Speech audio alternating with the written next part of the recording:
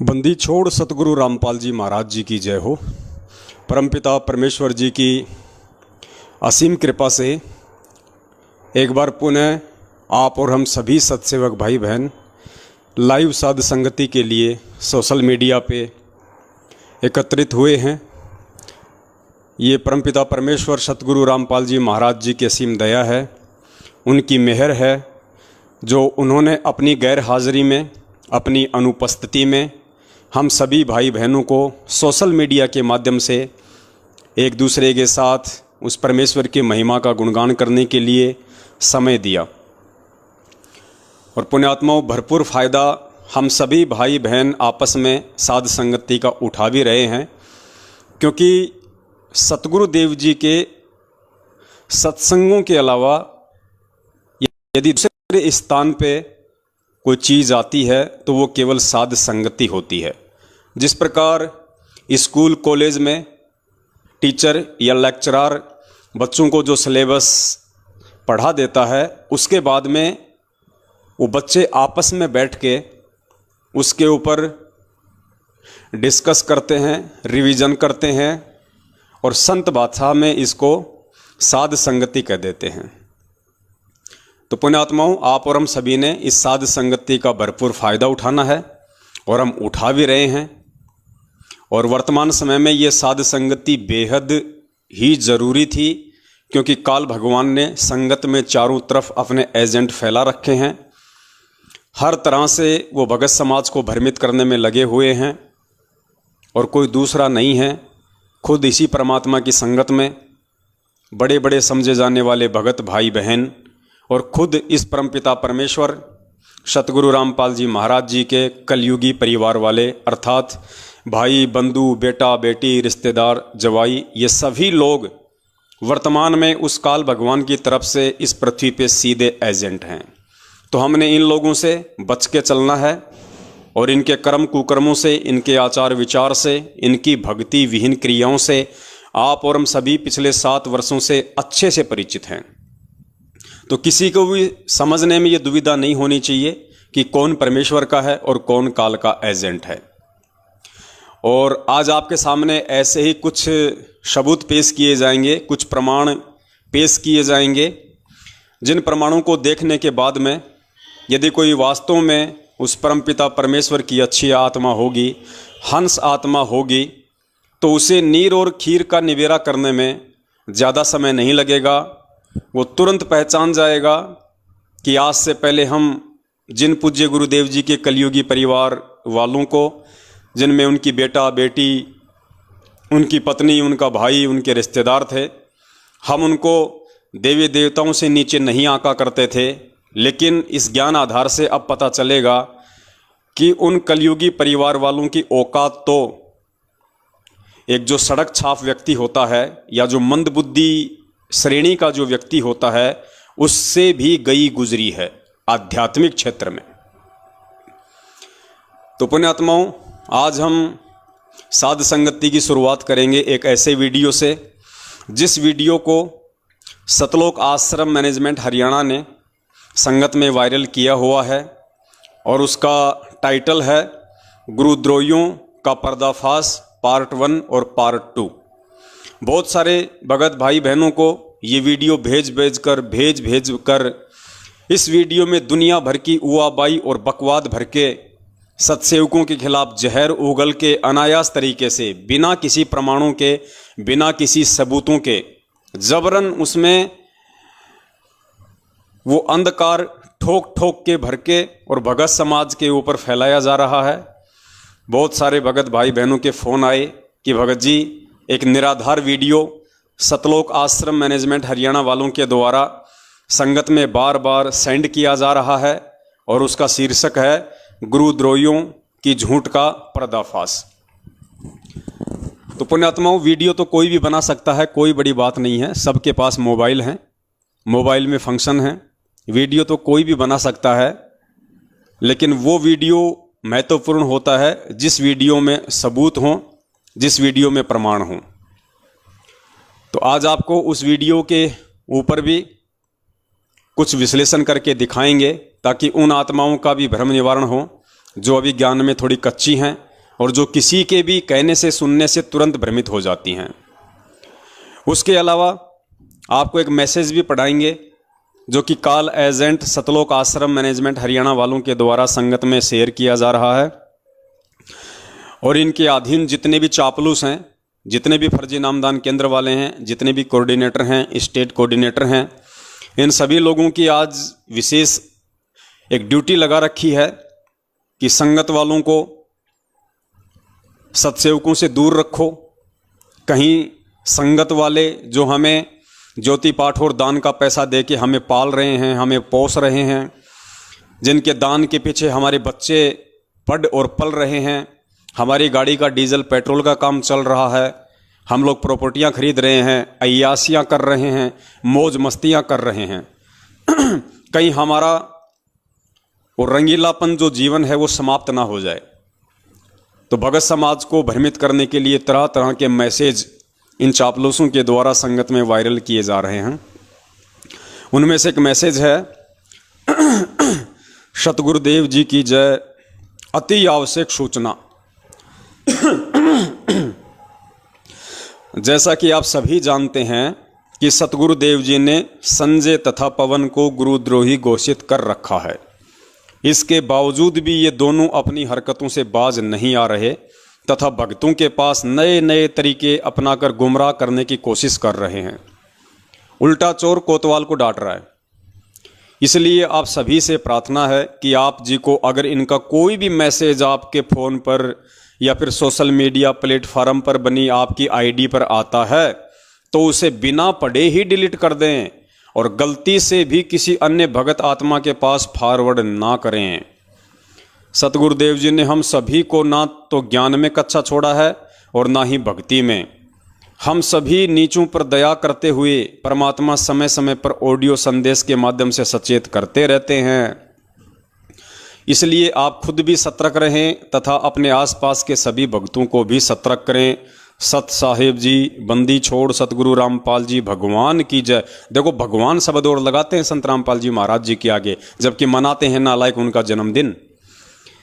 गुरुद्रोही संजय तथा पवन से सावधान रहने के लिए सतगुरुदेव जी की ऑडियो, आपको ऑडियो भी सुनाएंगे बाद में वो कौन सी ऑडियो है।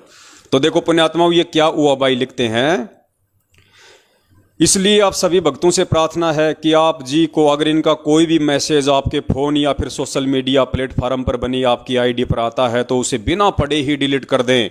यानी आप लोगों को अंधता में रखना चाहते हैं, आप लोगों को अंधेरे में रखना चाहते हैं, आप लोगों को मूर्खता में रखना चाहते हैं। ये नहीं चाहते कि आप लोग सत्यता से परिचित हो जाओ, ये नहीं चाहते कि आप लोगों को हकीकत का पता चले, आप लोगों को बरवाला कांड के पीछे की सच्चाई का पता चले और सतलोक आश्रम मैनेजमेंट हरियाणा के षड्यंत्र व उनके कुकर्मों का पता चले और इनका धार्मिक धंधा बंद हो जाए। क्योंकि इन लोगों का धार्मिक धंधा सिर्फ और सिर्फ संगत की मूर्खता और संगत के दान के पीछे चल रहा है। फिर आगे क्या लिखते हैं, सतगुरुदेव जी ने हम सभी को ना तो ज्ञान में कच्चा छोड़ा है और ना ही भक्ति में। अगर आपको पूरा विश्वास है कि गुरुजी ने ना ही तो आपको ज्ञान में कच्चा छोड़ा है और ना ही भक्ति में, तो फिर क्यों डर रहे हो भैया हमारी वीडियो देखने से? क्यों इतनी घबराहट हो रही है? क्यों तुम्हारे पसीने छूट रहे हैं? क्यों तुम्हारे कपड़े गीले हो गए ऊपर से लेकर नीचे तक कि पवन की वीडियो मत देखो, पवन की वीडियो मत देखो? फिर तुम्हें डर किस बात का है? अरे ये पवनदास अपने किसी भी सत्सेवक भाई को पिछले 7 साल से अगर कभी भी कहा हो एक बार भी कि सत्सेवक भाइयों आप मैनेजमेंट का कोई वीडियो मत देखो, कोई बात मत सुनो, कभी भी अगर इस दास ने कहा हो तो हमेशा ये दास अपने भगत भाई बहनों को और सर्व संगत को यही मैसेज देता है कि भैया हमें परमपिता परमेश्वर जी के वचन अनुसार चलना पड़ेगा, उनकी वाणियों के अनुसार हमें चलना पड़ेगा। और परमात्मा की वाणी कहती है कि कहे कबीर सोए जन मेरा, जो नीर खीर का करे निबेरा। जब तक मेरा भगत दोनों तरफ की बातें नहीं सुनेगा, दोनों तरफ के ऑडियो वीडियो नहीं देखेगा, तो वो कैसे निर्णय कर पाएगा कि सच क्या है और झूठ क्या है। लेकिन इन लोगों को भय है, इन लोगों को डर है अपने धार्मिक धंधे के नष्ट होने का, क्योंकि ये लोग हमारे वीडियो सबसे पहले देखते हैं, ये लोग हमारे मैसेज, हमारे पोस्टर सबसे पहले पढ़ते हैं, उसके बाद ही तो ये लोग संगत को मना करते हैं। क्योंकि इन्हें पता है कि इन वीडियो को अगर संगत ने देख लिया तो संगत तुम्हारे जाल से सदा सदा के लिए मुक्त हो जाएगी। और आज जो तुम संगत के दान पे अय्यासियाँ कर रहे हो, रंग रेलियाँ मनाते हो, मौज मस्तियाँ कर रहे हो, खुले सांड की तरह हर प्रकार से तुम अपने खर्चे पूरे कर रहे हो, वो सारे धंधे तुम्हारे बंद हो जाएंगे। इसलिए ये लोग डरते हैं कि कोई पवन दास का वीडियो ना देख ले। तो पुण्यात्माओं, अब ये तो आप लोगों के हाथ में है, आप लोगों के स्वयं के विवेक के ऊपर निर्भर करता है कि आप लोगों ने परमपिता परमेश्वर जी की वाणी के अनुसार चलना है या किसी भी मूर्ख व्यक्ति के कह देने से अपने आध्यात्मिक जीवन को मोड़ना है। उसके बाद एक ज़बरदस्त ऑडियो आपको सुनाते हैं, आज 1 मिनट की है, बिल्कुल ज़बरदस्त ऑडियो है। और ये ऑडियो सुनने के बाद में आप लोगों के होश उड़ जाएंगे, अगर आप लोग होश में होंगे तो। नेपाल से हमारी एक सत्सेवक बहन है कमला दासी। कमला दासी के साथ में एक बहन संपर्क में है मुन्नी दासी। कमला दासी के भगत जी हैं लेखनाथ जी। ये सभी भाई बहन लगभग पिछले 5 वर्षों से हम सत्सेवकों के साथ में जुड़े हुए हैं और तन मन धन से परमपिता परमेश्वर व उनकी भक्ति के प्रति समर्पित हैं। और पिछले 1-1.5 वर्ष से लगभग जो सत्सेवक बहन है हमारी नेपाल से कमला दासी, वो परमपिता परमेश्वर सतगुरु रामपाल जी महाराज जी को हर शनिवार के दिन भोग लगाती है। यानी शनिवार के दिन वो परमपिता परमेश्वर सतगुरु रामपाल जी महाराज जी को भोग प्रसाद लगाने के लिए देसी घी का हलवा बनाती है। जितने भी उनके परिवार के मेंबर हैं 2 या 3, उस हिसाब से 100 ग्राम 200 ग्राम वो हलवा बनाती है। मार्केट से सेब संतरे केले चीकू फल फ्रूट लेके आती है, थोड़े बहुत उनको साफ करती है और वो परमपिता परमेश्वर सतगुरु रामपाल जी महाराज जी को भोग लगाते समय वहाँ रखे जाते हैं। और एक 42 मिनट की भोग की आरती है, आप सब जानते हैं, यूट्यूब पे भी है, जो पाठ प्रकाश के सबसे लास्ट में जो बोली जाती है भोग की आरती, वो 42 मिनट की आरती है। उस आरती के साथ में वो हर शनिवार को परम पूज्य सतगुरुदेव जी को भोग लगाती है। बहुत अच्छी बात है, सभी ने लगाना चाहिए, क्योंकि भगत का और कोई मकसद है ही नहीं इस जीवन का सिवाय उस परमात्मा के नज़दीक रहने का। और इन तरीकों से बढ़िया और कोई तरीका नहीं हो सकता है परमपिता परमेश्वर के प्रति श्रद्धावान बने रहने के लिए, परमपिता परमेश्वर के प्रति समर्पित रहने के लिए। ये पवन दास भी लगभग पिछले 1.5 से 2 वर्षों से हर रविवार को पूज्य गुरुदेव जी को भोग लगाता है, ठीक उसी प्रकार जिस प्रकार कमला बहन लगाती है। देसी घी का हलवा बनता है हर रविवार को, क्योंकि रविवार को दास की छुट्टी रहती है काम की, दास रविवार को फ्री रहता है, इसलिए हम रविवार को करते हैं। हो सकता है कमला बहन शनिवार को फ्री रहती हों तो कमला बहन शनिवार को करती हैं। वैसे डे कोई फिक्स नहीं होता इस भक्ति मार्ग में कि आपने रविवार को लगाना है या आपने शनिवार को लगाना है। जैसी आपका काम धंधा है, जैसी आपको फुर्सत है, उस अनुसार आप किसी भी दिन परमपिता परमेश्वर जी को भोग लगा सकते हैं। समय भी कोई निश्चित नहीं है, आप जब चाहें जैसे चाहें परमेश्वर को भोग लगा सकते हैं। तो दास तो पिछले 2 वर्षों से रेगुलर हर रविवार को परम पूज्य सतगुरु रामपाल जी महाराज जी को देसी घी के हलवे का भोग लगाता है और 42 मिनट की आरती पूरा परिवार बैठ के करता है। कमला बहन शनिवार को करती है, देसी घी का भोग लगाती है और जैसी उनकी आर्थिक स्थिति है, जैसी उनकी श्रद्धा है गुरुदेव के प्रति, वैसे मार्केट से वो अपने फल फ्रूट वगैरह लाके एक थाली में रख के और उनको साफ करके गुरुदेव के दरबार में रख देती है। पूरा का पूरा परिवार और अन्य जो भगत भाई बहन होते हैं वो भी आ जाते हैं और शनिवार को बैठ के परमेश्वर की आरती का आनंद लेते हैं, मालिक के बिल्कुल नज़दीक रहते हैं, हमारे भाव बने रहते हैं, हमारी श्रद्धा बनी रहती हैं। ये तो सब ने करना चाहिए संगत में। और जयपुर से जो अपने कजोड़ भगत जी हैं वो भी हर रविवार को परमपिता परमेश्वर जी को सहपरिवार भोग लगाते हैं। और शायद जयपुर से हमारे रूपदास भगत जी हैं, जहाँ तक दास को आइडिया है, वो भी परमेश्वर को रविवार को ही भोग लगाते हैं।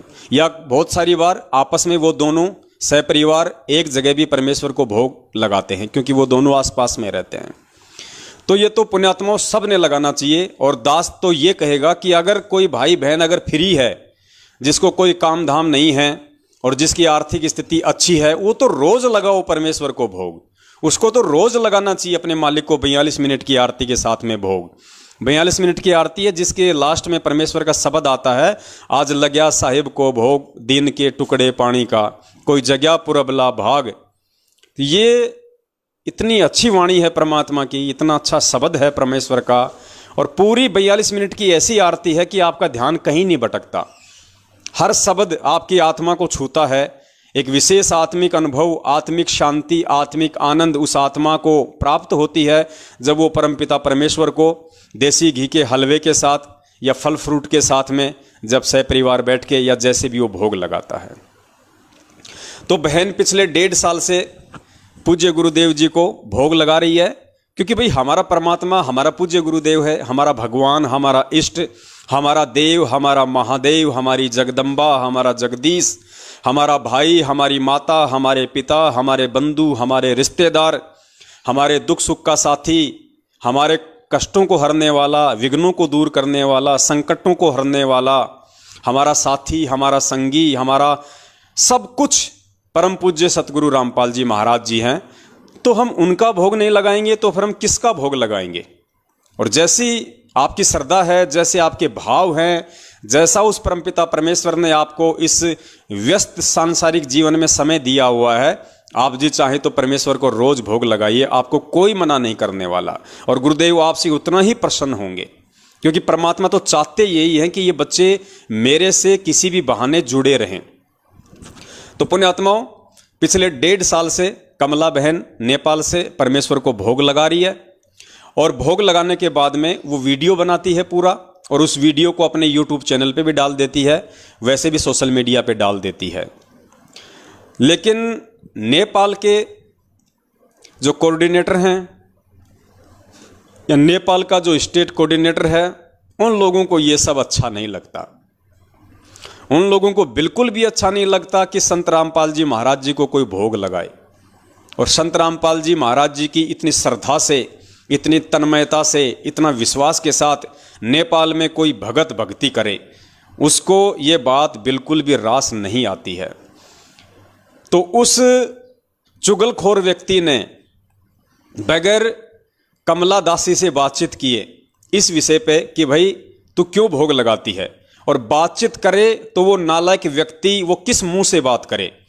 उसको खुद को पता था कि मैं क्या कहूंगा, कि गुरुजी को भोग मत लगा, ये कहूंगा मैं उसको, उससे अच्छा तो मेरे डूब के मर जाना अच्छा है।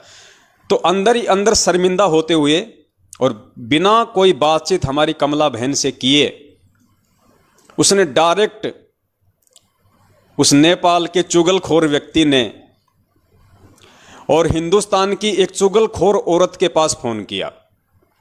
हिंदुस्तान की चुगलखोर औरत कौन?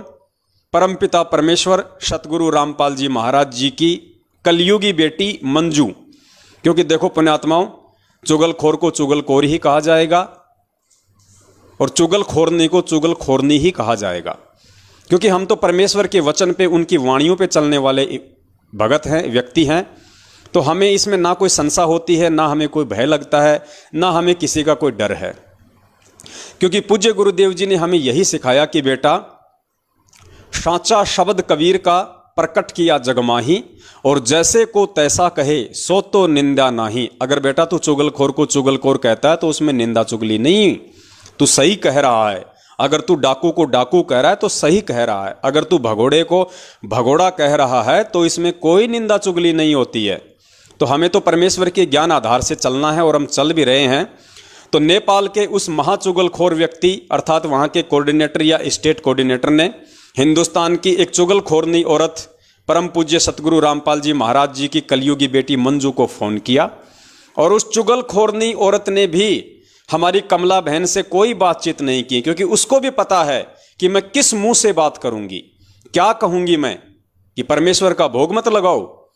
लेकिन पुण्यात्माओं, काल भगवान का इतना प्रेशर है इन काल एजेंटों के ऊपर, इन्होंने इस बात की भी, इस उत्तम कर्म की भी, इस उत्तम आध्यात्मिक कर्म की भी शिकायत लगा दी परमपिता परमेश्वर सतगुरु रामपाल जी महाराज जी से, जैसा भी उनका सिस्टम है। क्योंकि आज हम यही बोलेंगे कि उसने परमपिता परमेश्वर सतगुरु रामपाल जी महाराज जी को ही शिकायत लगाई, क्योंकि 1 मिनट की ऑडियो आई है। बाकी हम तो इन ऑडियो में विश्वास नहीं करते हैं, ये किसकी है, कहाँ से आती है, हमें इन ऑडियो से कोई लेना देना नहीं होता है। हमारे लिए तो ये ऑडियो बेसलेस हैं, निरर्थक हैं, कूड़े के कचरे की तरह हैं, क्योंकि हमें तो परमेश्वर ने ऑडियो आधार से नहीं बल्कि सत्संग आधार से चलना सिखाया है भक्ति मार्ग पे, यदि सफल होना है तो। लेकिन चलो, जो लोग इन ऑडियो को पूज्य गुरुदेव जी की मानते हैं, तो हम पूज्य गुरुदेव जी का नाम लेके ही चलेंगे, ताकि आप लोग अच्छे से समझ पाओगे। तो मंजू ने शिकायत लगाई हिसार जेल में परमपिता परमेश्वर सतगुरु रामपाल जी महाराज जी के पास में, और फिर उसकी कॉल रिकॉर्डिंग नेपाल भेज दी और हिंदुस्तान में भी संगत में भेजी गई। तो पुण्यात्माओं, सबसे पहले आपको ये ऑडियो सुनाते हैं, आप जी ऑडियो को ध्यान से सुनना।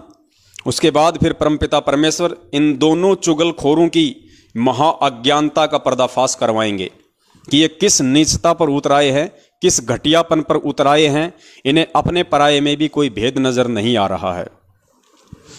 प्रणाम गुरु जी। जी वाह, भक्ति दया करियो परमात्मा। आप ठीक हो मां जी?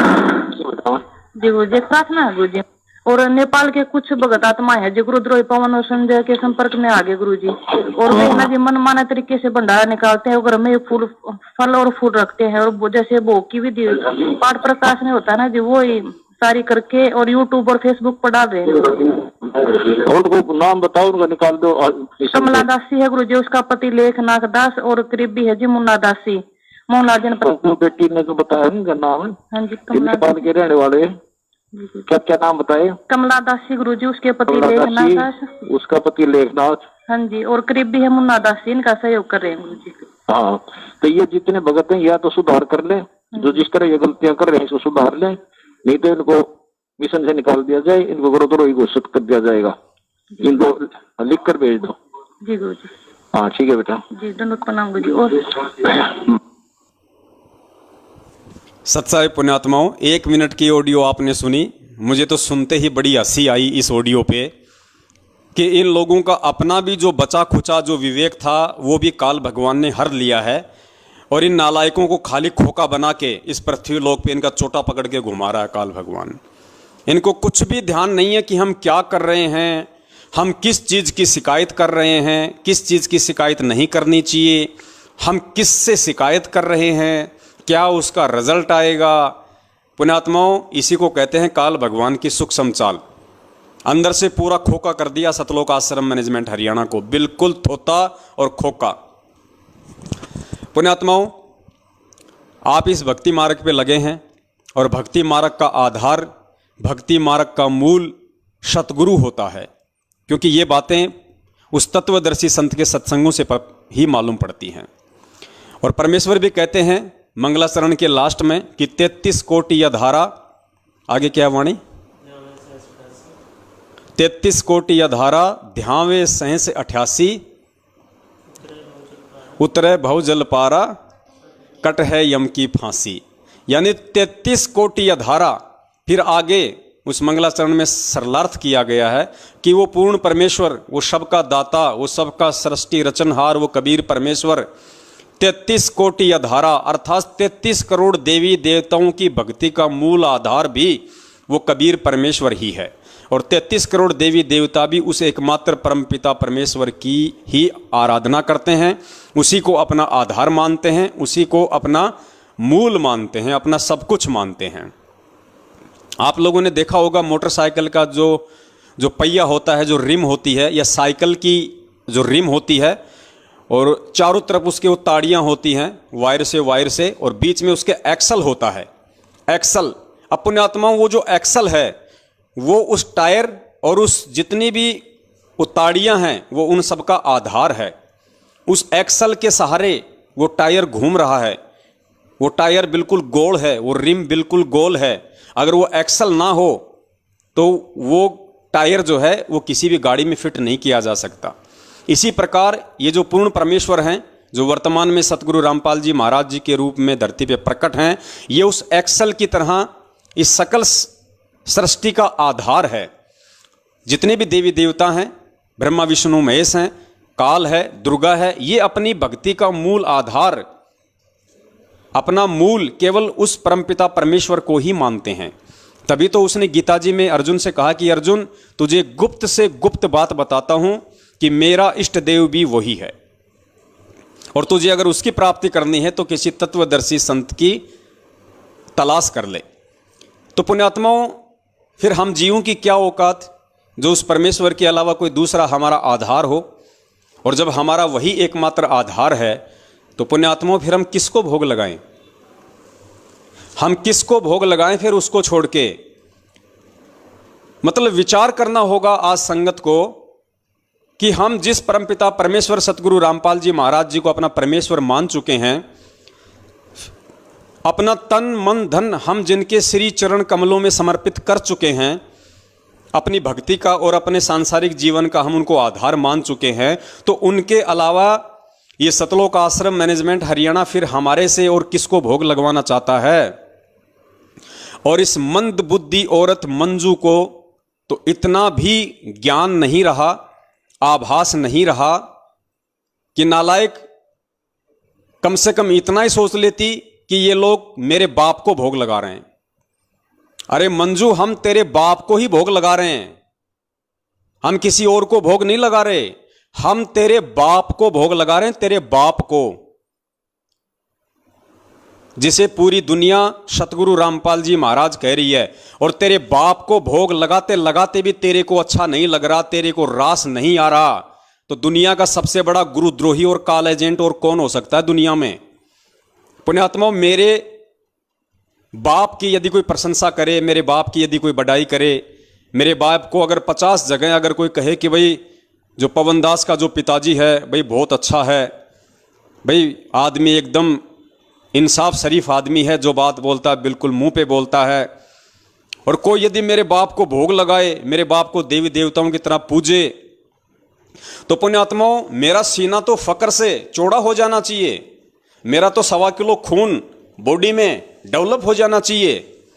और यहां क्या हो रहा है पुण्यात्माओं? इस मंजू के बाप का वो बहन भोग लगा रही है, इस मंजू के बाप को वो बहन अपना भगवान समझ रही है, अपना परमात्मा मान रही है, और ये नालायक कह रही है कि नहीं, मेरे बाप का भोग मत लगा, मेरा बाप भगवान नहीं है, मेरे बाप का भोग मत लगा। पुण्यात्माओं, इससे ज्यादा मंद बुद्धि औरत और इस दुनिया में कौन हो सकती है? अब तू क्या चाहती है मंजू दीदी? तेरे बाप का भोग ना लगाएं तो क्या तेरी मां का लगाएं?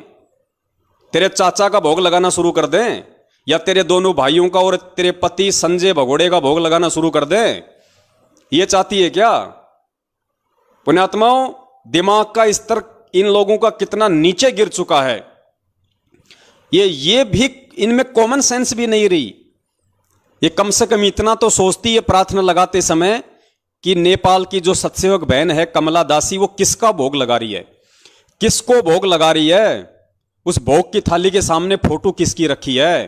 अरे नालायक, तेरे खुद के बाप की रखी है, जिसे तू अपना शरीर का बाप भी कहती है, और अपना आध्यात्मिक बाप तो तू उनको नहीं मानती, वो तो हमें पता है, लेकिन कम से कम अपने शरीर का बाप तो समझ ले। और तेरे को तो इसमें खुशी होनी चाहिए थी, तेरे को तो इसमें प्रसन्नता होनी चाहिए थी कि दुनिया मेरे बाप को भोग लगा रही है। लेकिन पुण्यात्माओं, जैसा कि दास बार बार कहता है कि इस धरती पे ये साक्षात काल के एजेंट हैं, इसलिए इन लोगों को यह भी रास नहीं आ रहा कि कोई मेरे बाप को भी भोग लगाए। इन्होंने सतगुरु रामपाल जी महाराज जी को अपने घर की प्रॉपर्टी समझ रखा, अपने घर की प्रॉपर्टी, उनके ज्ञान को और उनको इन लोगों ने अपने घर की प्रॉपर्टी समझ रखा है। तो मंजू दीदी, हम तेरी मां का भोग तो लगाएंगे नहीं, चाहे तू कितने पैर पीट ले, और ना हम तेरे चाचा का भोग लगाएंगे, उस काल एजेंट का, भगोड़े का, और तेरा तो स्वप्न में लगाने की सोच भी नहीं सकते, ऐसी चुगलखोर का, जिसको ये नहीं पता कि मैं कहां प्रार्थना कर रही हूं, किस चीज की प्रार्थना कर रही हूं। अरे ये भी कोई प्रार्थना हुई क्या? अरे भगत किसका भोग लगाएगा है? अरे अपने बाप का नहीं लगाएगा, अपने गुरु का नहीं लगाएगा, तो क्या कादर खान का भोग लगाएगा? मंद बुद्धि औरत, इतना तो तेरी इसमें तेरी खोपड़ी में आ जानी चाहिए थी ये बात। क्या तेरा स्तर इतना नीचे गिर गया? पाताल लोक में चला गया, तुझे ये भी मतलब ये प्रार्थना लगाते समय भी तेरे को 1% भी ये शर्म नहीं आई तुझे? चलो हमारी तो तूने प्रार्थना लगा दी, कोई बड़ी बात नहीं है, तुम कुछ भी कर सकते हो, लेकिन तू प्रार्थना किससे लगा रही है?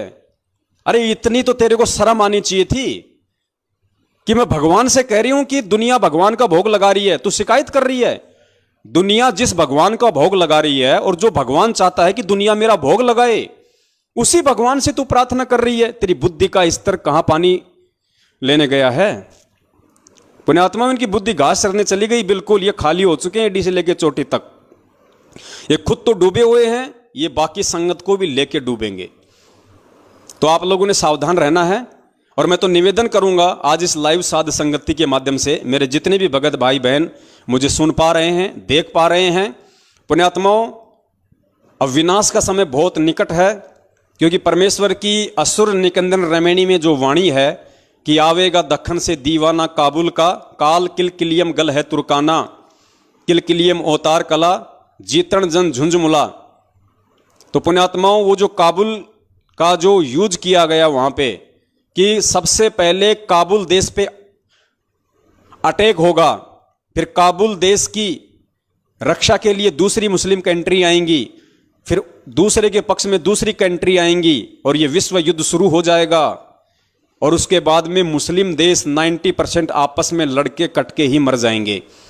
तो आप जी आज देख रहे हैं आजकल न्यूज़ियाँ, अगर आप न्यूज़ देखते हैं मीडिया में, कि जो तालिबान है उसने अफगानिस्तान के ऊपर किस प्रकार से अपना कब्जा जमाना शुरू कर दिया, क्योंकि अफगानिस्तान से अमेरिका ने अपनी सेना हटाने की घोषणा कर दी है। काफ़ी सैनिक अमेरिका चले गए हैं जो पिछले 20-25 साल से अफगानिस्तान में थे। जैसे ही अमेरिकी फौजें अफगानिस्तान से हटी हैं, तुरंत तालिबान ने अफगानिस्तान पे धावा बोल दिया। मार काट शुरू हो रही है, रोजाना सैकड़ों की संख्या में लोगों को मारा जा रहा है। तो पुण्यात्माओं, वो समय अब शुरू हो चुका है और आने वाले समय में अगर हम लोगों को अगर बचना है तो पुण्यात्माओं, हमने कितनी भक्ति बढ़ानी पड़ेगी, हमने किन किन तरीकों से अपने भगवान को खुश करना पड़ेगा, अपने भगवान को हमने प्रसन्न करना पड़ेगा, ताकि उस महाविनाश के समय में हम सुरक्षित रह सकें। और वो विनाश पुण्यात्माओं होके रहेगा, क्योंकि भगवान जेल में बैठने नहीं आया और दुनिया ज्ञान से नहीं समझ सकती। जितने समझने थे उतने समझ चुके हैं, अब केवल दुनिया मार खाकर ठोकर खाकर ही समझेगी। और परमेश्वर ने यदि कलयुग में सतयुग लाना है तो छटनी करनी पड़ेगी, असंख्यों आत्माओं को यहां से जाना पड़ेगा, अकाल मृत्यु को प्राप्त होना पड़ेगा, वरना इस भीड़ में, इस जगत की गंदगी में आप और हम भक्ति नहीं कर सकते। इसलिए महाविनाश होना तय है। तो पुण्यात्माओं, उस समय आप और हम कैसे बचे रह सकते हैं यदि हम इस परमेश्वर के नजदीक ना रहे? तो पुण्यात्माओं, भक्ति तो हम कर ही रहे हैं सतगुरुदेव जी के आशीर्वाद से। इसलिए दास आप जी से निवेदन करेगा कि आप जितने भी भगत भाई बहन लाइव साध संगति का ये प्रोग्राम देख रहे हैं, अगर आपको भी यदि सतगुरुदेव जी प्रेरणा करें तो पुण्यात्माओं, जैसा भी आपको समय मिले, जिस भी दिन, उसी दिन परमपिता परमेश्वर जी का देसी घी का हलवा बनाइए। जितने भी आपके परिवार के मेंबर हैं, 2, 4, 5, 10, उस अनुसार 100 ग्राम का, 200 ग्राम का, जैसे भी आपकी श्रद्धा है, आप देसी घी का हलवा बनाइए परमेश्वर का। और आपकी आर्थिक स्थिति अच्छी है तो मार्केट से फल फ्रूट भी लेके आइए। और पुण्यात्माओं, सप्ताह में जिस दिन भी आपको लगे कि आज मेरी छुट्टी है या आज मैं छुट्टी के लिए दिन निकाल सकता हूं, यह ऐसा कोई विशेष नहीं है मेरे लिए कामकाज, उस दिन पूरा परिवार बैठ के परमपिता परमेश्वर जी को उस 42 मिनट की भोग की आरती के साथ भोग लगाइए और परमेश्वर का अनुग्रह प्राप्त कीजिए। गुरुदेव ने स्पष्ट संगतों में कहा हुआ है कि पुण्यात्माओं, अभी तुम मात्र 20% ही भक्ति की तरफ अग्रसर हो, 80% तुम्हारा ध्यान सांसारिकता में रमा हुआ है। लेकिन जब तक इसका उल्टा नहीं होगा, अर्थात जब तक तुम 80% मेरी भक्ति में नहीं लगोगे और 20% ही अपने रोजी रोटी के लिए प्रयास नहीं करोगे, तब तक तुम भगत की श्रेणी में भी नहीं आओगे। तो पुण्यात्माओं, उस 20% से ऊपर और भक्ति बढ़ाने के लिए अब हमने परमपिता परमेश्वर जी का, जैसा भी जिसको समय मिले, सप्ताह में या महीने में, जरूर उस परमपिता परमेश्वर सतगुरु रामपाल जी महाराज जी को देसी घी के हलवे का भोग लगाइए। बैठ के सह परिवार 42 मिनट की जो यूट्यूब पे आरती है, भोग की आरती आपको मिल जाएगी। आप वो आरती कीजिए पुण्यात्माओं। हम परमेश्वर के जितना नजदीक रहेंगे, जितना हम परमेश्वर के कृपा पात्र बन के रहेंगे, उतना ही परमात्मा हमारे नजदीक रहेगा। और मैं तो ये मानता हूं कि इन चुगलखोरों ने जो ये चुगली लगाई है, ये हमारे लिए एक बहुत बड़ा ये प्लस पॉइंट साबित हुआ है, क्योंकि काल की चाल से ही परमात्मा अपना कार्य सिद्ध करता है। तो इन काल एजेंटों ने तो बहुत शाने बन के उस कमला बहन के ऊपर दबाव डालने के लिए और उन नेपाल के चुगलखोरों को, उनको खुश करने के लिए कि देखो मैं तुम्हारी हिंदुस्तान की चुगलखोरनी दीदी, जैसा तुमने कहा तुरंत मैंने हिसार जेल में प्रार्थना लगा दी, हा हा हा हा हा, उनको खुश करने के लिए, उन गधों को। और इसने ऐसी ज्ञान विरुद्ध घटिया हरकत की है जो शायद भक्ति इतिहास में सिवाय उस काल भगवान के और कोई नहीं कर सकता। अरे भगवान का एक भगत भोग लगा रहा है और तू उसी भगवान से तू प्रार्थना कर रही है, शिकायत कर रही है कि भगवान दुनिया आपका भोग लगा रही है। अरे तू काहे की भगत है, तू तो जगत से भी गई गुजरी है। और वो भगवान वो अंदर ही अंदर हंसा होगा, वो अंदर ही अंदर हंसा होगा कि देख ये मंदबुद्धि, और लोग इसको कहते हैं ये मेरी बेटी है। अरे मेरी बेटी ऐसी हो सकती है क्या? ऐसी कमबख्त, ऐसी चुगलखोरनी, ऐसी मंदबुद्धि जिसमें कॉमन सेंस भी नहीं है, वो मेरी बेटी कैसे हो सकती है? मेरी बेटी तो कमला है, कमला नेपाल वाली मुन्नी दासी है। वो है मेरे असली बेटा बेटी जो मुझे अपना परमात्मा समझ के और मेरा भोग लगा रहे हैं। तो पुण्यात्माओं, शायद परमपिता परमेश्वर सतगुरु रामपाल जी महाराज जी ने आने वाले विनाश के समय से बचने के लिए और हम सबको और ज्यादा भक्ति की तरफ अग्रसर करने के लिए हो सकता है ये सारा खेल रचा है। और पुण्यात्माओं, आप सभी भाई बहन परमपिता परमेश्वर जी की, जैसे पिछले 2 साल से ये पवन दास कर रहा है, 1.5 साल से हमारी बहन कर रही है, और दास चाह रहा था, दास के अंदर एक प्रेरणा भी हो रही थी काफी समय से कि भगत समाज को परमेश्वर की भोग की आरती के लिए एक संदेशा दिया जाए ताकि हम और उस परमेश्वर के नजदीक रहें। अरे मालिक की वाणी है वो, मालिक के उसमें शब्द हैं। भक्ति बोध पुस्तक में लिखा हुआ है, जो 3 समय की आरती वाली जो भक्ति बोध है, संध्या आरती के बाद में उसमें वो आरती लिखी हुई है 42 मिनट की। अरे अगर उसमें परमेश्वर ने आरती दी है तो दी किस लिए है? उसमें पूरे पाठ प्रकाश की आरती नहीं है और ना ही पूरे पाठ प्रकाश की आरती करने के हम अधिकारी हैं, लेकिन वो तो लास्ट का भोग का पार्ट है, भोग का पार्ट है। खुद उस परमपिता परमेश्वर सतगुरु रामपाल जी महाराज जी ने 3 समय की आरती के बाद में उसमें लिखवाया है ताकि मेरे बच्चे कॉमन सेंस से इस बात को समझें और परमेश्वर की भोग की आरती भी करें। तो पुण्यात्माओं, शुरू कर दीजिए। यह परमेश्वर की तरफ से एक बहुत बड़ा संकेत, एक बहुत बड़ा एक इशारा आप सत्सेवक भाई बहनों के लिए है, क्योंकि पुण्यात्माओं बचना आप और हमने है, क्योंकि हमने भक्ति करनी है। और जिसको ये ज्ञान ही नहीं है कि भक्ति क्या है, भगवान क्या है, हम क्या कर रहे हैं, हम क्या नहीं कर रहे, उन काल एजेंटों को क्या मतलब, क्या पता वो 3 समय की आरती भी करते हैं कि नहीं करते। जिस मंजू को भोग की आरती से इतनी नफरत है, पुण्यात्माओं सोचो वो 3 समय की आरती कहां करती होगी। और सोचिए वो औरत कहां संत रामपाल जी महाराज जी को अपना भगवान समझती होगी। भगवान तो सौपन में भी नहीं, अपना वो गुरु भी नहीं समझती है, गुरु भी नहीं समझती है। अगर अपना शरीर का बाप समझती तो भी उसको ये सुन के बड़ी प्रसन्नता होती कि नेपाल से कोई बहन है जो मेरे बाप का भोग लगा रही है, मेरे बाप को भगवान तुल्य मान रही है। उसको तो खुशी होनी चाहिए थी, और वो मंदबुद्धि उल्टी शिकायत लगा रही है। और 70% संगत ऐसे बिना सींग के गधों के ऊपर भेड़ चाल में मस्त हो रहे हैं। पुण्यात्माओं, कहां तो तुम जाओगे और कहां वो जाएंगे, अपना निर्णय तुम खुद कर लेना। दास का तो काम था ये संदेश आप लोगों को देना, दास ने दे दिया, बाकी आप जानो, आपका काम जाने। हम सत्सेवक तो इसी तरीके से परमेश्वर के ही भोग की आरती करेंगे, इसी तरीके से करेंगे परमेश्वर की भोग की आरती, ऐसे ही करेंगे। लगाओ तुम रोज शिकायत, लगाओ तुम रोज प्रार्थना। परमेश्वर तो हमें फल फूल रहा है, परमेश्वर तो हमें फल और फूला रहा है तुम्हारी आंखों के सामने। तुम लोगों का तो खून जल गया सारा पिछले 7 साल से, चुगलियां करते करते, शिकायतें लगाते लगाते, और हम सत्सेवकों को परमेश्वर ने अपनी पलकों पे रखा हुआ है। दिन 2 गुना रात 4 गुना परमेश्वर हमारे को वर्दी दे रहे हैं, हमारे को भक्ति धन दे रहे हैं, परमात्मा अपना आशीर्वाद लौटा रहे हैं। अरे कोरोना में तुम मरे हो, सत्सेवक नहीं मरा कोई भी। मैनेजमेंट के 300-400 लोग मरे सारनामी सतनामी कोरोना से। एक भी सत्सेवक अगर मरा हो कोरोना से तो बता दो, कोई भी कहीं भी एक भी मरा हो तो परमात्मा किसके साथ में है? तुम जैसे काल एजेंटों के साथ में है या हम जैसे सत्सेवकों के साथ में है? ये कॉमन सेंस की बात है, लेकिन तुम गधों को समझ में नहीं आएंगी ये बातें। तुम काल एजेंटों के पल्ले पड़ने वाली नहीं है। तुम्हारी तो काम, तुम्हारी सेवा जो काल भगवान ने लगा रखी है, तुम केवल वही करोगे, उससे ज्यादा तुम्हारा दिमाग काम कर ही नहीं सकता है। तो पुण्यात्माओं, ये था भोग की आरती को लेके, और शायद आप लोगों को भी खूब हंसी आई होगी और आप लोगों को रोना भी आया होगा इनकी मंदबुद्धिता पे, इनकी नालायकी पे। तो पुण्यात्माओं, अब हम आगे बढ़ते हैं और आज का हमारा जो विषय है कि सतलोक आश्रम मैनेजमेंट हरियाणा ने जो एक वीडियो संगत में वायरल किया हुआ है कि गुरुद्रोहियों की झूठ का पर्दाफाश, तो इन्होंने तो अपनी उआबाई, अपनी गंद इसमें डाल दी, संगत के सामने पेश कर दी। जो मंदबुद्धि था वो तो खा गया उस धुआं को, और जिसको परमेश्वर ने सद्बुद्धि बख्श रखी थी उस आत्मा ने उसको देखा और देख के फिर दास के पास भेजा कि भगत जी थोड़ा सा इस वीडियो पे विश्लेषण कीजिए, ये संगत में काफी वायरल किया जा रहा है, क्योंकि आजकल संगत तेजी से जाग रही है। और जब जब ये संगत तेजी से जागती है तो मैनेजमेंट ऐसी ही मनमानी और घटिया हरकतों पे उतर आता है।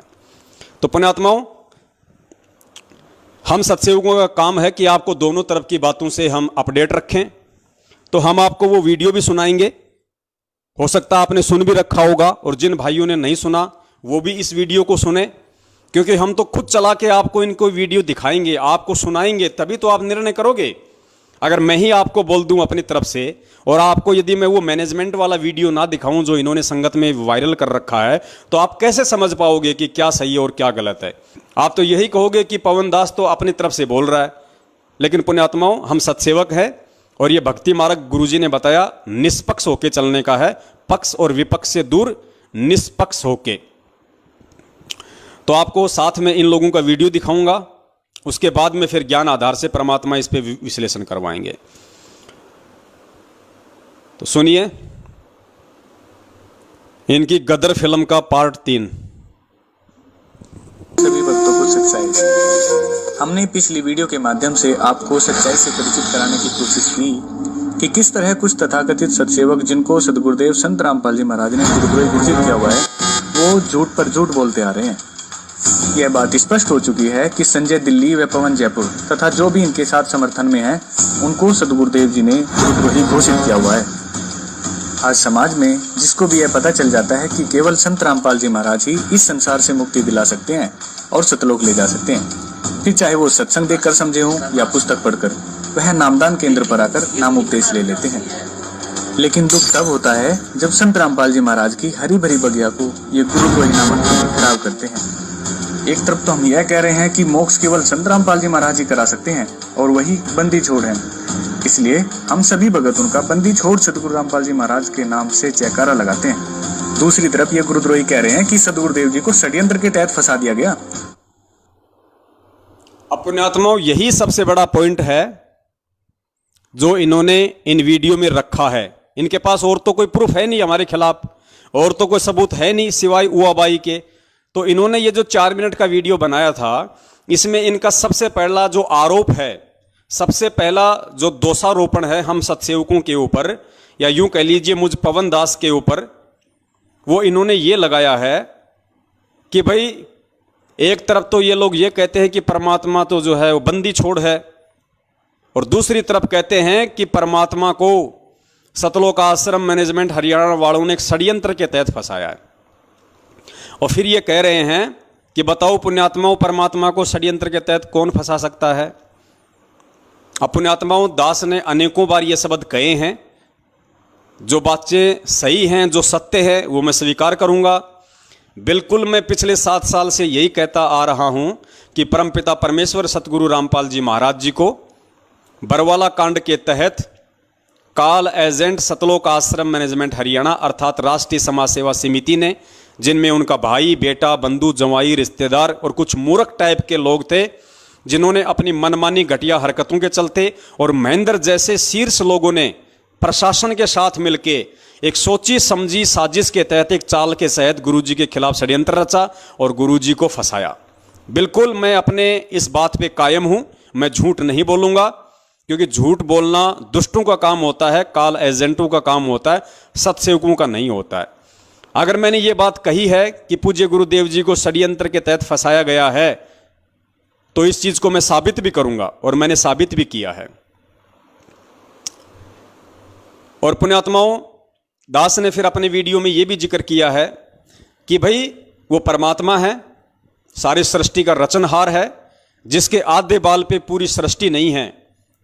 वो परमात्मा सतगुरु रामपाल जी महाराज जी हैं, जिनको बरवाला कांड के तहत फंसाया गया है। अब आप लोगों को ये बातें कैसे समझ में आएंगी, इस चीज को हम ज्ञान आधार से समझेंगे कि एक जीव भी परमात्मा को कैसे फंसा सकता है। पुण्यात्माओं, परमात्मा अपने वास्तविक स्वरूप में नहीं है। परमात्मा अपनी वास्तविक जो समर्थता है, अपनी वास्तविक जो पावर है, परमात्मा उसको नहीं दिखा रहा है। परमात्मा एक आम व्यक्ति की भूमिका में है, आप और हमारी तरह।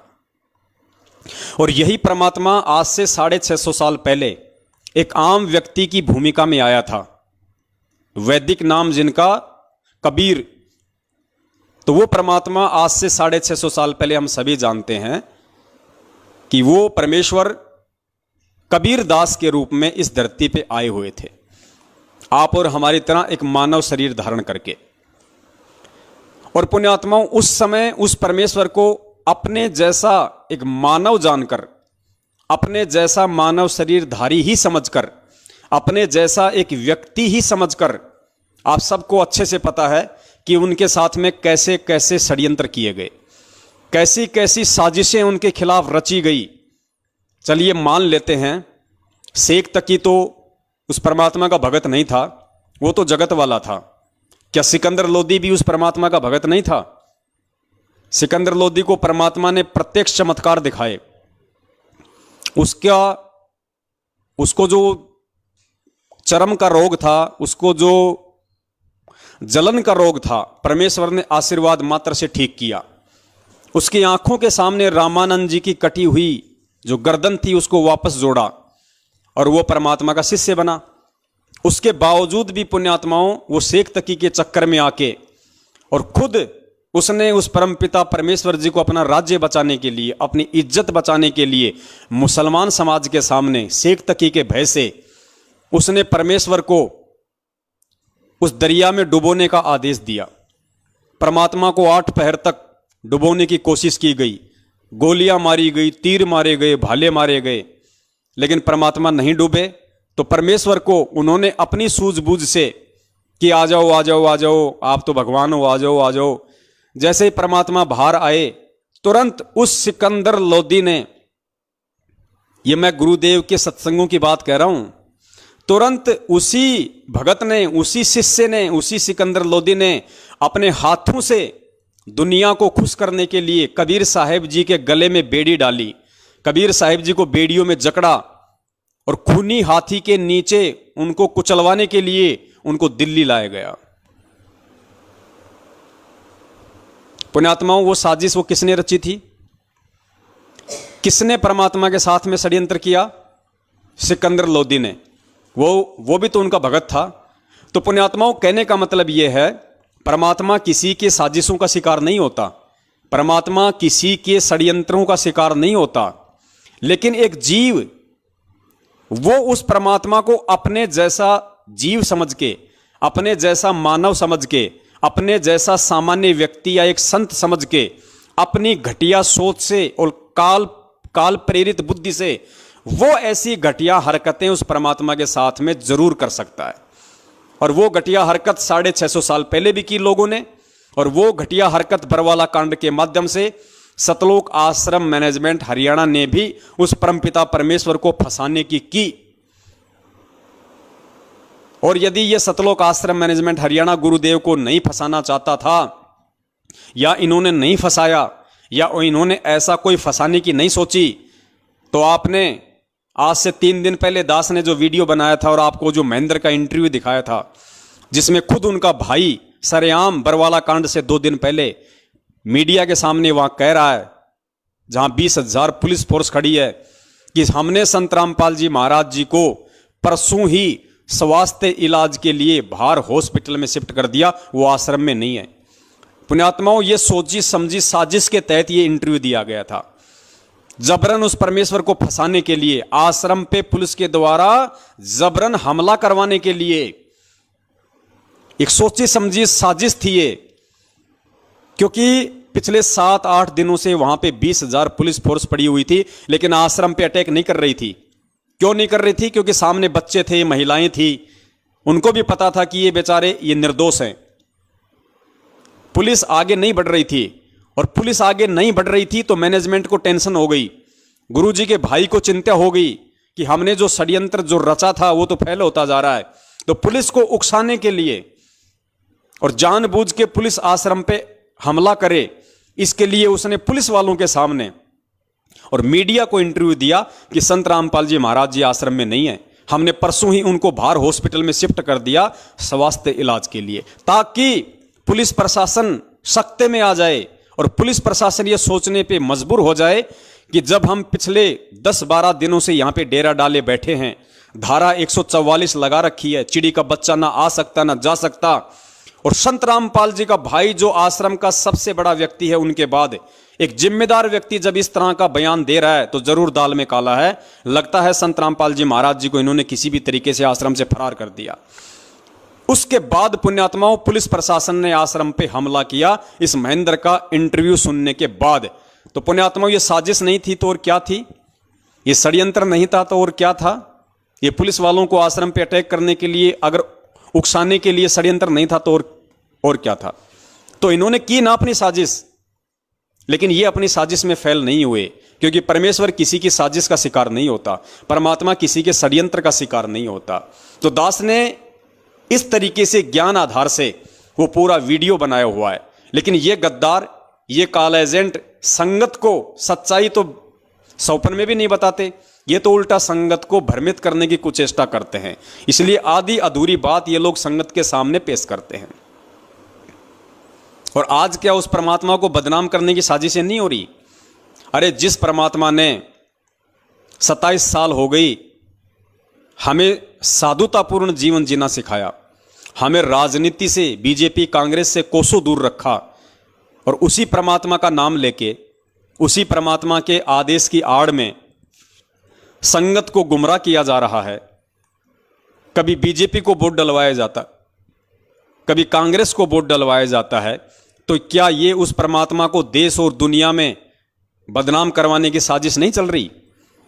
जब तुम बीजेपी को वोट दोगे तो आधा देश जो कांग्रेस के पक्ष में है, क्या तुम्हारे गुरुदेव को गालियां नहीं निकालेगा? क्या तुम्हारे गुरुदेव को दोगला नहीं कहेगा कि भैया रामपाल तो थोड़ा बहुत ठीक था, लेकिन अब देखो पूरा जीवन तो इसने कुछ किया नहीं, और जेल जाते ही अपने छूटने के लिए और इसने बीजेपी का समर्थन कर दिया? भाई ये तो बड़ा दोगला आदमी है, बड़ा घटिया आदमी है, ये तो राम रहीम से भी गया गुजरा निकला। और 6 महीने बाद तुम बीजेपी छोड़ के फिर तुम कांग्रेस की चप्पल चाटते हो। फिर वो आधा देश जो बीजेपी के समर्थन में, फिर वो गुरुजी को गालियां निकालता है कि भाई रामपाल तो वास्तव में दोगला आदमी है, 6 महीने पहले तो हमारे साथ में था, अब कांग्रेस की तरफ चला गया। तो पुण्यात्माओं, क्या ये उस परमात्मा को देश और दुनिया में बदनाम करने की साजिश नहीं चल रही? तो दास ने कौन सा ये गलत कह दिया कि परमपिता परमेश्वर जी के साथ में साजिशें रच रहा है सतलोक आश्रम मैनेजमेंट हरियाणा, और एक सोची समझी साजिश के तहत उनको बरवाला कांड के तहत उनको जेल करवाई गई। और दास तो यहां तक कहेगा कि परमपिता परमेश्वर जी को अपने जैसा एक आम व्यक्ति समझ के इस महेंद्र भगोड़े ने उनको आश्रम में ही जान से मारने की भी पूरी कोशिश की थी। पूरी प्लानिंग थी कि संत रामपाल जी को आश्रम में ही जान से खत्म कर दिया जाए। लेकिन ये एक बहुत बड़ा रहस्य है, बहुत गहरी घटना है। दास इसका जिक्र पहले कर चुका है। इन्होंने पूरी साजिश रची और मारने के लिए अंदर भी चले गए यही लोग, लेकिन परमात्मा इनको मिला नहीं। परमेश्वर छुप गया। छुप गया मतलब अंतर ध्यान हो गया परमात्मा। वो तो सौद स्वरूपी राम है, कोई हाड़ मास का थोड़ी है। तभी तो परमेश्वर ने अखबार में कहा था कि मैं छुप गया तो बच गया, वरना ये लोग मुझे जान से मारना चाहते थे। परमेश्वर का शब्द झूठ नहीं हो सकता। इन लोगों ने पूरी मारने की कोशिश की थी। और ये दास उस समय वहीं था बरवाला आश्रम में। दास 20 दिन तक वहीं था। बरवाला कांड से 5-10 दिन पहले चला गया था, और बरवाला कांड के दूसरे दिन दास वहां से आया है। आश्रम में ये अफवाह फैला दी गई थी इन काल एजेंटों के द्वारा कि गुरुजी तो 5 तत्व का शरीर छोड़ के सतलोक चले गए। पूरी संगत बेचारी रो रही थी कि भाई गुरुजी ने शरीर छोड़ दिया, गुरुजी ने शरीर छोड़ दिया। मतलब इनकी प्लानिंग थी इनकी, पहले इन्होंने अफवाह उड़ाई कि गुरुजी अपना 5 तत्व का शरीर छोड़ के सतलोक चले गए ताकि वो इल्जाम हरियाणा पुलिस प्रशासन पे आ जाए। और फिर इन्होंने गुरुजी को जान से मारने के लिए अपने जैसा इंसान समझ के, अपने जैसा एक व्यक्ति समझ के, एक साधारण मानव समझ के फिर ये लोग गुरुदेव को अंदर जान से मारने के लिए गए। लेकिन परमात्मा अंतर्ध्यान हो गए। इन्होंने ढूंढा लेकिन परमेश्वर नहीं मिला इनको। फिर इन्होंने कहा कि गुरुजी तो अपना 5 तत्वों का शरीर छोड़ के सतलोक चले गए। मतलब फिर इन्होंने सोचा कि अब क्या करें, अब तो कोई चारा नहीं है अपने पास में। तो ऐसे घटिया, ऐसे निकम्मे लोग हैं पुण्यात्माओं ये, और इन लोगों की तो शकल देखना भी महापाप है और तुम इनके ऊपर फिदा हो रहे हो। ऐसे लोगों के विषय में परमात्मा कहते हैं कि पापी प्रभात ना भेटो। पापी यानी दुष्ट प्रवृत्ति का लोग, उसको तो सुबह सुबह, प्रभात यानी सुबह का समय, कि ऐसे लोगों की तो सुबह सुबह दर्शन भी नहीं होने चाहिए। पापी प्रभात ना भेटो, मुख देखे पाप लगे जिसका, और 9 मास गर्भ त्रास दई, धिक्कार जन्म उसकी मां का। और अब आपको बताते हैं पुण्यात्माओं, इस पवन दास ने तो चलो फिर भी ज्ञान आधार से ये बातें कही कि परमपिता परमेश्वर के प्रति साजिशें रची इन लोगों ने। और ये कहते हैं कि पवन दास कह रहा है, मतलब मेरे ऊपर दोषारोपण लगा रहे हैं ये लोग कि देखो ये पवन दास कह रहा है कि गुरुजी को षड्यंत्र के तहत फंसा दिया गया, जबकि वो परमात्मा है। अरे पवन दास नहीं कह रहा, गधो, तुम्हारे में से जो तुम्हारे जो बड़े गधे हैं, जो मैनेजमेंट के मुख्य जो सांड हैं, जो गेंडे हैं, वो कह रहे हैं। तो जरा उनके ऊपर भी वीडियो बनाओ। अगर तुम्हारी माओ ने तुम्हारे को दूध पिलाया है और अगर तुम एक बाप की औलाद हो, जिस भी व्यक्ति ने ये वीडियो बनाया है सतलोक आश्रम मैनेजमेंट हरियाणा वाले ने, अगर वो एक बाप की औलाद है और यदि मुझ पवन दास के ऊपर उसने वीडियो बनाने की हिम्मत की है, तो मध्य प्रदेश के स्टेट कोऑर्डिनेटर गेंडा स्वामी लठबाज विष्णु साहू के ऊपर भी वीडियो बनाओ, उस तेली के ऊपर भी वीडियो बनाओ। क्योंकि अब जो आप आगे सुनेंगे, मीडिया को इंटरव्यू देते हुए वो विष्णु तेली खुद कह रहा है कि हरियाणा सरकार ने हमारे गुरुजी को एक सोची समझी षड्यंत्र के तहत जेल में डाल दिया। सुनो इनके गेंडा स्वामी का इंटरव्यू, मध्य प्रदेश के स्टेट कोऑर्डिनेटर विष्णु साहू का। और पुण्यात्माओं फिर सवाल करना इन लोगों से जिन्होंने ये वीडियो देखा है कि भैया तुम तो पवन दास पे आरोप लगा रहे थे, उसने तो ज्ञान आधार से इस बात का स्पष्टीकरण दे दिया है, लेकिन ये जो तुम्हारा जो ये गेंडा स्वामी है, अब इसका क्या जवाब है? अब इसकी शिकायत नहीं लगाओगे? अब ये गुरुद्रोही नहीं होगा? सुनिए इस गेंडा स्वामी का इंटरव्यू। रामपाल जी महाराज जी करा सकते हैं और वही बंदी छोड़ है, इसलिए हम सभी भगत उनका बंदी छोड़ सदगुरु रामपाल जी महाराज के नाम से जयकारा लगाते हैं। दूसरी तरफ ये गुरुद्रोही कह रहे हैं कि सदगुरुदेव जी को षड्यंत्र के तहत फंसा दिया गया। सतगुरुदेव जी को षड्यंत्र के तहत फंसा दिया गया। सुनिए विष्णु साहू का इंटरव्यू। और हमारे साथ भी ऐसा ही हुआ है। हमारे गुरुजी ने यहाँ पर सबको बोला था, जितने भी संत महंत आचार्य है देश के अंदर विदेश के अंदर, सबको बोला कि आओ, अगर आप परमात्मा का कोई भी जानते हो तो मुझसे ज्ञान चर्चा करो। हमारे सदगुरुदेव का खुलासा किया, शास्त्र में बताया कि देखो यहाँ पर परमात्मा ऐसे मिलेगा, इस विधि से मिलेगा, और आप लोग जो कर रहे हो गलत साधना कर रहे हो, आओ मुझसे शास्त्र करो। कोई भी गुरुजी शास्त्र करने को तैयार नहीं हुआ और उनकी दुकान बंद होते नजर आने लगी। सारे जितने भी संत महंत के अनुयायी थे वो उनको छोड़ हमारे गुरु से नाम दीक्षा लेने लगे। तो उन्होंने एक षड्यंत्र बनाकर एक सोची समझी साजिश के तहत हरियाणा सरकार के साथ मिलकर हमारे गुरुजी को षड्यंत्र के तहत जेल में डाल दिया गया। मगर एक बार फिर से सुनना पुण्यात्माओं, विष्णु साहू कह रहा है कि हमारे गुरुजी को इन नकली संतों ने हरियाणा सरकार के साथ मिलकर एक सोची समझी साजिश के तहत, एक षड्यंत्र के तहत जेल में डाल दिया गया। ध्यान से सुनना। फिर भी हम बोले कि परमात्मा है, परमात्मा में लीला करते हैं, और हम ये आपको गारंटी के साथ बोल सकते हैं कि हमारे सदगुरु जी आने वाले 5 से 6 महीने में जेल से बाहर आ जाएंगे और न्याय तो दास अपनी घर उसे शासन कर। कोई भी गुरुजी शासन करने को तैयार नहीं हुआ और उनकी दुकान बंद होते नजर आने लगी। सारे जितने भी संत महंत के अनुयायी थे वो उनको छोड़ हमारे गुरु से नाम दीक्षा लेने लगे। तो उन्होंने एक षड्यंत्र बनाकर एक सोची समझी साजिश के तहत हरियाणा सरकार के साथ मिलकर हमारे गुरुजी को षड्यंत्र के तहत जेल में डाल दिया गया। मगर फिर भी हम बोले कि परमात्मा है, परमात्मा में लीला करते हैं, और हम ये आपको गारंटी के साथ बोल सकते हैं कि हमारे सदगुरु जी आने वाले 5 से 6 महीने में जेल से बाहर आ जाएंगे और न्याय तो दास अपनी गर्दन कटवा देंगे। तो पुण्यात्माओं, दास ने तो अपना स्पष्टीकरण ज्ञान आधार से आपको दे दिया है जो इन लोगों ने छुपाया और आप लोगों को सच्चाई नहीं बताई, और उल्टा मुझ दास पे एक छोटा सा दोष लगा दिया कि ये पवन दास तो गुरुजी को परमात्मा नहीं मानता और कह रहा है कि परमात्मा को षड्यंत्र के तहत फंसा दिया। अब ये विष्णु साहू, ये गेंडा स्वामी, मध्य प्रदेश का स्टेट कोऑर्डिनेटर, गाड़ीबाज, लठबाज विष्णु तेली, अब इससे जवाब लेने की हिम्मत क्या ये वीडियो बनाने वाला करेगा? क्या इस सतलोक आश्रम मैनेजमेंट हरियाणा वालों की माताओं ने उनको इतना दूध पिलाया है जो इस 140 किलो के गेंडा स्वामी से सवाल कर सके? करेंगे ये लोग सवाल? जिंदगी में नहीं करेंगे। ये कॉल एजेंट हैं भाई, आपस में मिलके अपनी दुकान चला रहे हैं, अपना धंधा चला रहे हैं। इनकी प्रार्थनाएं कहीं नहीं जाती, ये गुरुद्रोही नहीं होते।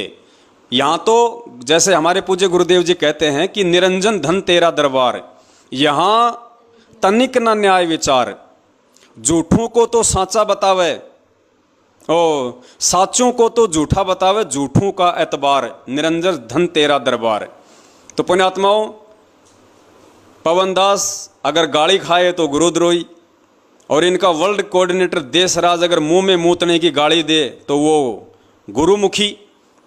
पवन दास अगर जानवरों की तरह इनके सारनामियों से पिटे तो गुरुद्रोही, और इनके सारनामी देशराज, दिल्ली वाला परवेश, कुरुक्षेत्र वाला रमेश चंद्र चहल, बसंत सैनी का भाई रूपदास, अगर इस दास को लठों से मारें तो वो परम भगत। तो पुण्यात्माओं, ये काल भगवान का लोक है, यहां पे ऐसा ही होता है। गुरुजी कहते हैं ना कि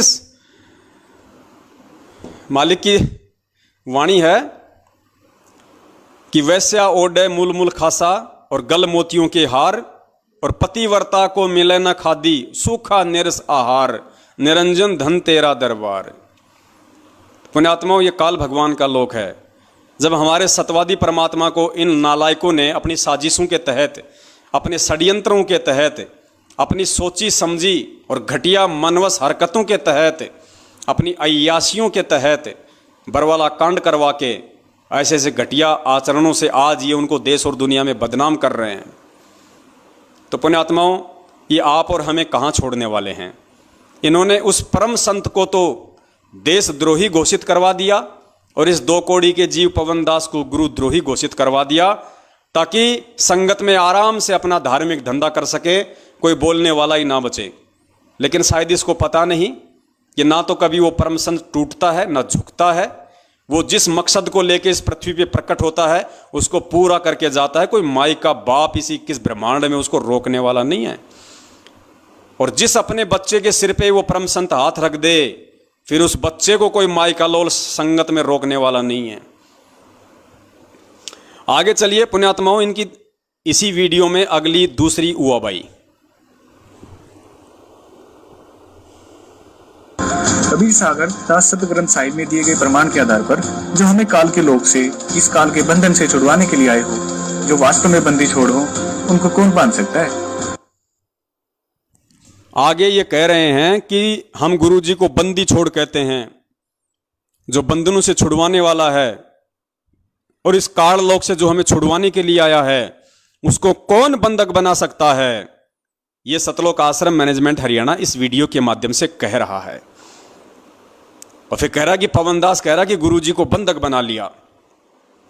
अरे पवन दास ने तो ज्ञान आधार से स्पष्ट कर दिया, लेकिन अभी एक और जो तुम्हारा बाप है गेंडा स्वामी के बाद, एक और तुम्हारा बाप वकील एस के गर्ग नरवाना, जो बरवाला कांड में तुम लोगों ने गुरुजी का वकील कर रखा था, चंडीगढ़ हाईकोर्ट का वकील, एपी सिंह से पहले वही वकील था, मेन मुख्य वकील एस के गर्ग नरवाना, वो तुम्हारा बाप, वो खुद कह रहा है। और आज नहीं, 2014 बरवाला कांड के दूसरे दिन उसने मीडिया के सामने, पूरी दुनिया के सामने उसने इंटरव्यू दिया। और इंटरव्यू में उसने क्या कहा? उसने कहा कि संत रामपाल जी महाराज जी को आश्रम में असामाजिक तत्वों के द्वारा बंधक बनाया हुआ था। वो तो हिसार जेल की तारीख पे आना चाहते थे, वो तो कोर्ट में आना चाहते थे, लेकिन कुछ असामाजिक लोगों ने उनको बंधक बना रखा था, वो तो बंधे हुए थे। उस तुम्हारे बाप से जाके सवाल करना कि नालायक इंसान, तूने कब आश्रम में आके देखा कि हमारे गुरुजी को किसी ने बंधक बना रखा था? अगर तुम्हें लगता है कि गुरुजी को कोई बंधक नहीं बना सकता तो अपने उस बाप से सवाल करो, फिर उससे पूछने की हिम्मत करो। सुनो उसका इंटरव्यू।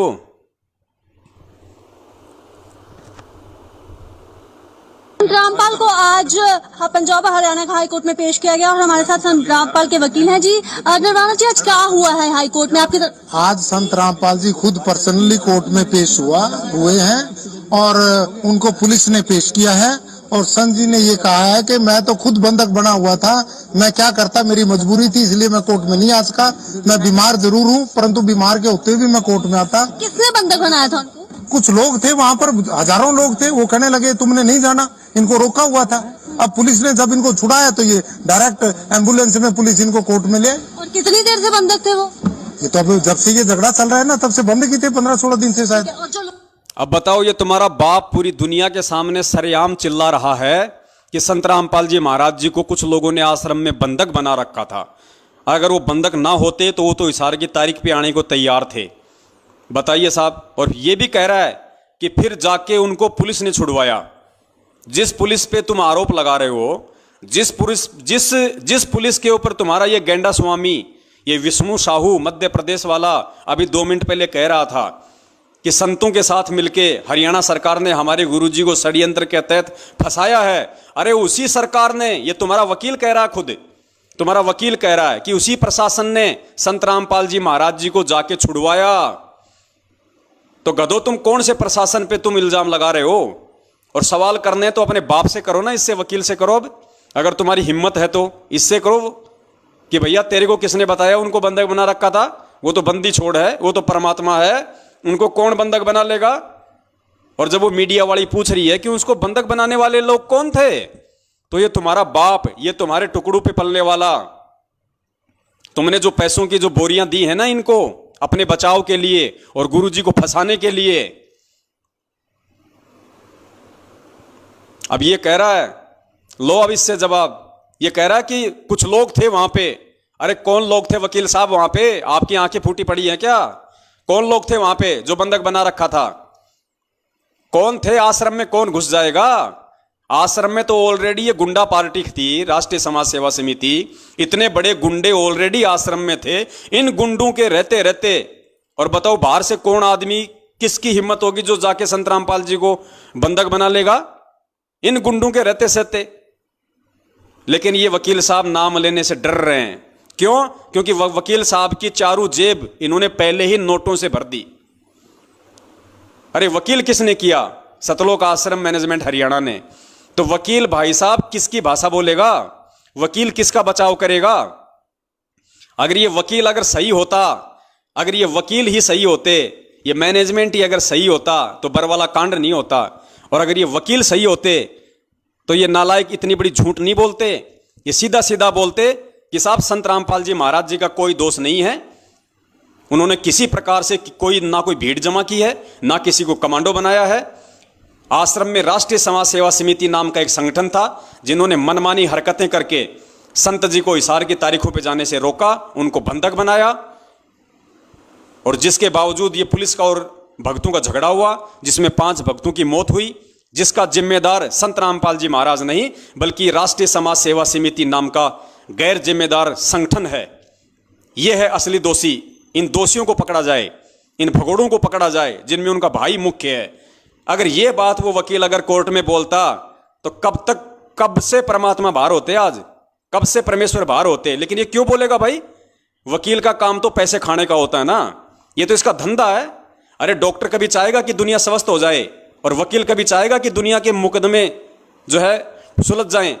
वकील तो खाता ही पैसा इन मुकदमों के पीछे, तारीखों पे तारीखें दिलवा के, तारीखों पे तारीखें दिलवा के, उल्टे सीधे बयानबाजी करके मुकदमों को लंबा खींच के, यही तो कर रहे हैं पिछले 7 साल से ये वकील। ये वकील ही अगर ढंग के होते, वकील ही अगर इस सच्चे होते तो केस का कब का फैसला हो जाता। तो पुण्यात्माओं, ये बहुत बड़ी साजिश, ये बहुत बड़ा षड्यंत्र इन काल एजेंटों के द्वारा बरवाला कांड से पहले ही सोच समझ के पूरा तैयार कर लिया गया था।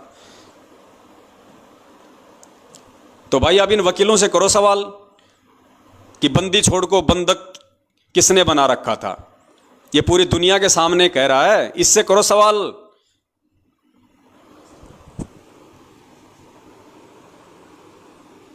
आगे चलिए पुण्यात्माओं, इनकी ओर उआबाई।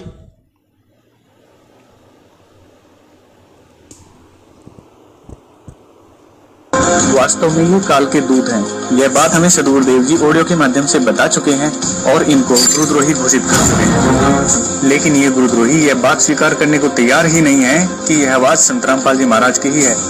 इसके लिए गुरुजी की आवाज की लेबोरेटरी में audio authentication and speaker identity report कराई तथा गुरुजी की हैंडराइटिंग की भी जांच कराई, जिसमें यही बात सामने आई कि आवाज भी संत रामपाल जी महाराज की है, वह पत्र की राइटिंग भी संत रामपाल जी महाराज की ही है। लेकिन इन्होंने इस सच को स्वीकार करने से ही इनकार कर दिया। अपने आत्माओं ये कह रहे हैं कि जो हिसार जेल की जो ऑडियो बता के ये लोग संगत में डालते हैं, तो ये कह रहे हैं कि ये गुरुद्रोही अर्थात ये सत्सेवक अर्थात ये पवनदास कहता है कि ये ऑडियो गुरुजी की नहीं है, ये आवाज गुरुजी की नहीं है। तो देखो भक्तों, हमने बेंगलोर की लेबोरेटरी में जांच करवाई है और लेबोरेटरी ने साबित कर दिया कि ये आवाज संत रामपाल जी महाराज जी की है। पुण्यात्माओं, यहाँ पे 2 पॉइंट हैं, क्योंकि ज्ञान आधार की भक्ति है, आपने तत्व ज्ञान आधार से सोचना पड़ेगा, निर्णय लेना पड़ेगा। परम पिता परमेश्वर जी की आवाज को दुनिया की कौन सी लेबोरेटरी है जो चेक कर देगी? जो परमेश्वर सौद स्वरूपी है उसकी आवाज को दुनिया की कौन सी लेबोरेटरी चेक कर देगी? वो लेबोरेटरी जो आज तक यह साबित नहीं कर पाई कि इंसान की उत्पत्ति कैसे हुई है। अरे वो लेबोरेटरियां, अमेरिका तक की वो लेबोरेटरियां जो ये कह रही हैं कि इंसान की उत्पत्ति बंदर से हुई है, यानी इंसान पहले बंदर था, इंसान के पूर्वज पहले बंदर थे, धीरे धीरे विकसित हुए, फिर वो बंदर से इंसान बना, ये लेबोरेटरियां।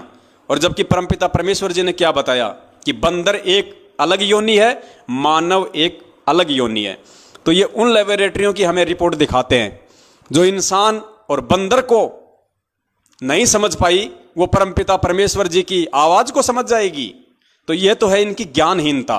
और दूसरी बात पुण्यात्माओं, अगर पवनदास अगर ये बात कह रहा है कि ये आवाज संत रामपाल जी महाराज जी की नहीं है, और तुम अगर सच्चे होते और तुम्हें यदि खुद को विश्वास होता कि ये आवाज गुरु जी की ही है, तो तुम्हारे को लेबोरेटरी में जांच कराने की क्या आवश्यकता है नालायको?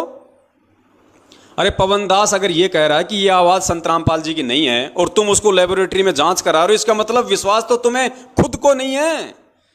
पवनदास तो कल को ये कह देगा कि संत रामपाल जी महाराज जी तो आदमी नहीं है, वो तो औरत है, तो क्या तुम उनकी जांच करवाओगे? तुम उनकी जांच करवाओगे क्या संगत को दिखाने के लिए कि देखो पवनदास तो कह रहा है कि गुरुजी आदमी नहीं है, गुरुजी औरत है, और ये देखो लेबोरेटरी की जांच गुरुजी आदमी है। तो पुण्यात्माओं, ये इनकी नालायकी है, ये इनकी घटिया सोच है संगत को मूर्ख बनाने के लिए। अब इससे ज्यादा मैं इस पे कोई कमेंट्स नहीं करूंगा। आगे चलिए इन महामूर्खों की ओर। हुआ भाई, वास्तव में तो ये सच स्वीकार करना ही नहीं चाहते, ये सिर्फ संगत को गुमराह करना चाहते हैं, क्योंकि इनका उद्देश्य कुछ और है। इस बात की और भी पुष्टि करने के लिए कि ऑडियो संत रामपाल जी महाराज की ही है, गुड्डू दास की धर्मपत्नी सलोनी दासी ने, जो कि जिला अब ध्यान देना, आगे ये साबित करेंगे कि ऑडियो गुरुजी की ही है। उसके लिए ये कहते हैं कि हमने आरटीआई लगवाई जेल में, और आरटीआई लगाने वाला कौन? इनका एक चमचा, उत्तर प्रदेश के उन्नाव जिले का कोऑर्डिनेटर गुड्डू दास। और गुड्डू दास की धर्मपत्नी ने, ये वीडियो में पता नहीं आपको साफ दिखाई देगा या नहीं देगा, गुड्डू दास की धर्मपत्नी ने आरटीआई लगाई ऑडियो के लिए, और ऑडियो का जवाब, उसका आरटीआई का जवाब क्या आया? पुण्यात्माओं, आपने छोटी छोटी चीजों को समझना पड़ेगा। अब दास आपको दिखाएगा, पहले आप ये सुनना पूरा। गुड्डू दास की धर्मपत्नी सलोनी दासी ने, जो कि जिला उन्नाव उत्तर प्रदेश की रहने वाली है, सलोनी दासी ने right to information act 2005 under the section 6(1) के तहत जानकारी प्राप्त की, जिसमें जानकारी कुछ इस तरह से मांगी गई और जवाब जिसमें जानकारी कुछ इस तरह से मांगी गई। अर्थात ये जो सलोनी दासी है, गुड्डू दास की पत्नी, इसने आरटीआई से जो सवाल किए थे, वो सवाल क्या थे? सवालों पे गौर करना आप। जो जानकारी मांगी गई वो कुछ इस प्रकार थी। किस प्रकार थी? ध्यान से सुनना। जानकारी कुछ इस तरह से मांगी गई और जवाब इस तरह से आए। पहला सवाल था कि क्या संत रामपाल जी महाराज को जेल नियमानुसार घर वालों से फोन पर बात करने की अनुमति है? पहला सवाल क्या था? क्या संत रामपाल जी महाराज को जेल से घर वालों से बातचीत करने की अनुमति है? ये नहीं लगाई, ये नहीं पूछा कि क्या संत रामपाल जी महाराज हिसार जेल से अपने घर वालों से बात करते हैं या नहीं, ये नहीं पूछा। क्या पूछा? क्या संत रामपाल जी महाराज जी को जेल से अपने घर वालों से बात करने की अनुमति है? तो अनुमति है या नहीं है, उसका जवाब आगे से आया कि अनुमति है। ध्यान से सुनना इनका सवाल पुण्यात्माओं, कैसे मूर्ख बनाते हैं ये लोग आपको। अगर ऑडियो हिसार जेल से आ रही है या गुरुजी की है तो इनको ये पूछना चाहिए था, क्या संत रामपाल जी महाराज जी हिसार जेल से अपने घर वालों से बात करते हैं? सवाल तो ये करना चाहिए था, लेकिन सवाल क्या किया इन्होंने? क्या संत रामपाल जी को हिसार जेल से अपने घर वालों से बातचीत करने की अनुमति है? तो उन्होंने बोल दिया हाँ साहब अनुमति है। कि क्या संत रामपाल जी महाराज को जेल नियमानुसार घर वालों से फोन पर बात करने की अनुमति है? जवाब आया हाँ। दूसरा सवाल था, अगर है तो कितने मिनट की अनुमति है? दूसरा सवाल क्या है? अगर अनुमति है तो कितने मिनट की है, मतलब जानकारी ली जा रही है। ये नहीं पूछा जा रहा कि कितनी मिनट बात करते हैं, ये नहीं पूछा कि कितनी मिनट बात करते हैं, ये पूछा कि कितनी मिनट बात करने की इजाजत है। तो वो तो कहेंगे भैया 5 मिनट की है इजाजत। सुनो, जवाब आया हाँ। दूसरा सवाल था, अगर है तो कितने मिनट की अनुमति है? जवाब आया 5 मिनट। तीसरा और आखिरी सवाल था कि महीने में कितने दिन बात करने की अनुमति है? तीसरा सवाल क्या किया कि महीने में उनको बात करने की कितने दिन की अनुमति है। यह नहीं पूछा कि वो महीने में कितने दिन बात करते हैं। अगर ये पूछ लेते तो असली जवाब आ जाता। वो कहते थे भैया कोई बातचीत नहीं होती है, कोई किसी प्रकार का उनका फोन वगैरह नहीं होता। लेकिन इन्होंने संगत को मूर्ख बनाने के लिए सवाल ही उस तरीके से पूछे हैं कि संगत के दिमाग में ये बात आएगी नहीं। अरे संगत के दिमाग में बात नहीं आएगी तो क्या परमात्मा के बच्चे भी संगत की तरह अंधे हैं? परमेश्वर ने किस लिए खड़ा किया हुआ है? तुम्हारे पाखंडों की, तुम्हारे षड्यंत्रों की पोल खोलने के लिए तो खड़ा किया हुआ है। तो पुण्यात्माओं, ये तो इनका सवाल जवाब का तरीका है आरटीआई का, ताकि संगत भी मूर्ख बनी रहे और सच्चाई भी सामने ना आ जाए। 5 मिनट। तीसरा और आखिरी सवाल था कि महीने में कितने दिन बात करने की अनुमति है? जवाब आया प्रतिदिन। भक्तों, इतना प्रमाण देखने के बाद भी अगर ये लोग सच को स्वीकार नहीं करते तो इनका दुर्भाग्य होगा। एक कहावत है कि सोए हुए को जगाया जा सकता है लेकिन जागे हुए को नहीं जगाया जा सकता। वही बात है, ये लोग जानबूझकर सच को स्वीकार नहीं करना चाहते और इनके द्वारा लगाए गए मैनेजमेंट पर सभी तरह के आरोप झूठे व निराधार साबित हुए। वही मैनेजमेंट जो करता है वो सदगुरुदेव जी की आज्ञा के अनुसार ही करता है और सब कुछ सदगुरुदेव जी की देखरेख के अनुसार ही होता है। हम इस वीडियो के माध्यम से मैनेजमेंट की तरफ से यही संदेश देना चाहेंगे कि मैनेजमेंट आपका शुभचिंतक है। मैनेजमेंट कभी नहीं चाहेगा कि आप अपने इस अनमोल मनुष्य जीवन को बर्बाद करो। आप बहुत गलत दिशा में जा रहे हो, वहाँ से वापस आइए, सदगुरुदेव जी से माफी मांग लीजिए तो बात बन सकती है, नहीं तो दूसरा कोई रास्ता ही नहीं है। शिष्य का कर्तव्य होता है कि हर हाल में सदगुरुदेव जी के आदेश का पालन करें। परमात्मा अपनी वाणी में बताते हैं, गुरु वचन निश्चय कर माने, पूरे गुरु की सेवा ठाने। सभी भक्तों को सत साहिब सदगुरुदेव संत रामपाल जी महाराज जी की जय हो। ज्ञान तो एक नंबर का झाड़ते हैं कि गुरुदेव जी से प्रार्थना कर लो, गुरुदेव जी से समायाचना कर लो। अरे गुरुदेव जी से समायाचना हम तो रोज करते हैं भैया, दिन में 24 बार करते हैं। संध्या आरती में समायाचनाएं तो है। अब तुम अगर संध्या आरती नहीं करते तो हमारी क्या गलती? संध्या आरती में वर्तमान की और जन्म जन्मांतरों की हमसे जो गलतियां हुई उनकी समायाचनाएं तो है। तो हम सत्सेवक तो रोज करते हैं। जब संध्या आरती करते हैं, ध्यान से करते हैं, बैठ के करते हैं, तो हम तो रोज अपने परमपिता परमेश्वर जी से समायाचना कर रहे हैं। अब तुम नहीं करते तो इसमें हमारी क्या गलती है? और अगर फिर भी अगर हमें समायाचना मांगने की जरूरत है तो हम मांग लेंगे भैया, ऐसी कोई बड़ी बात नहीं है।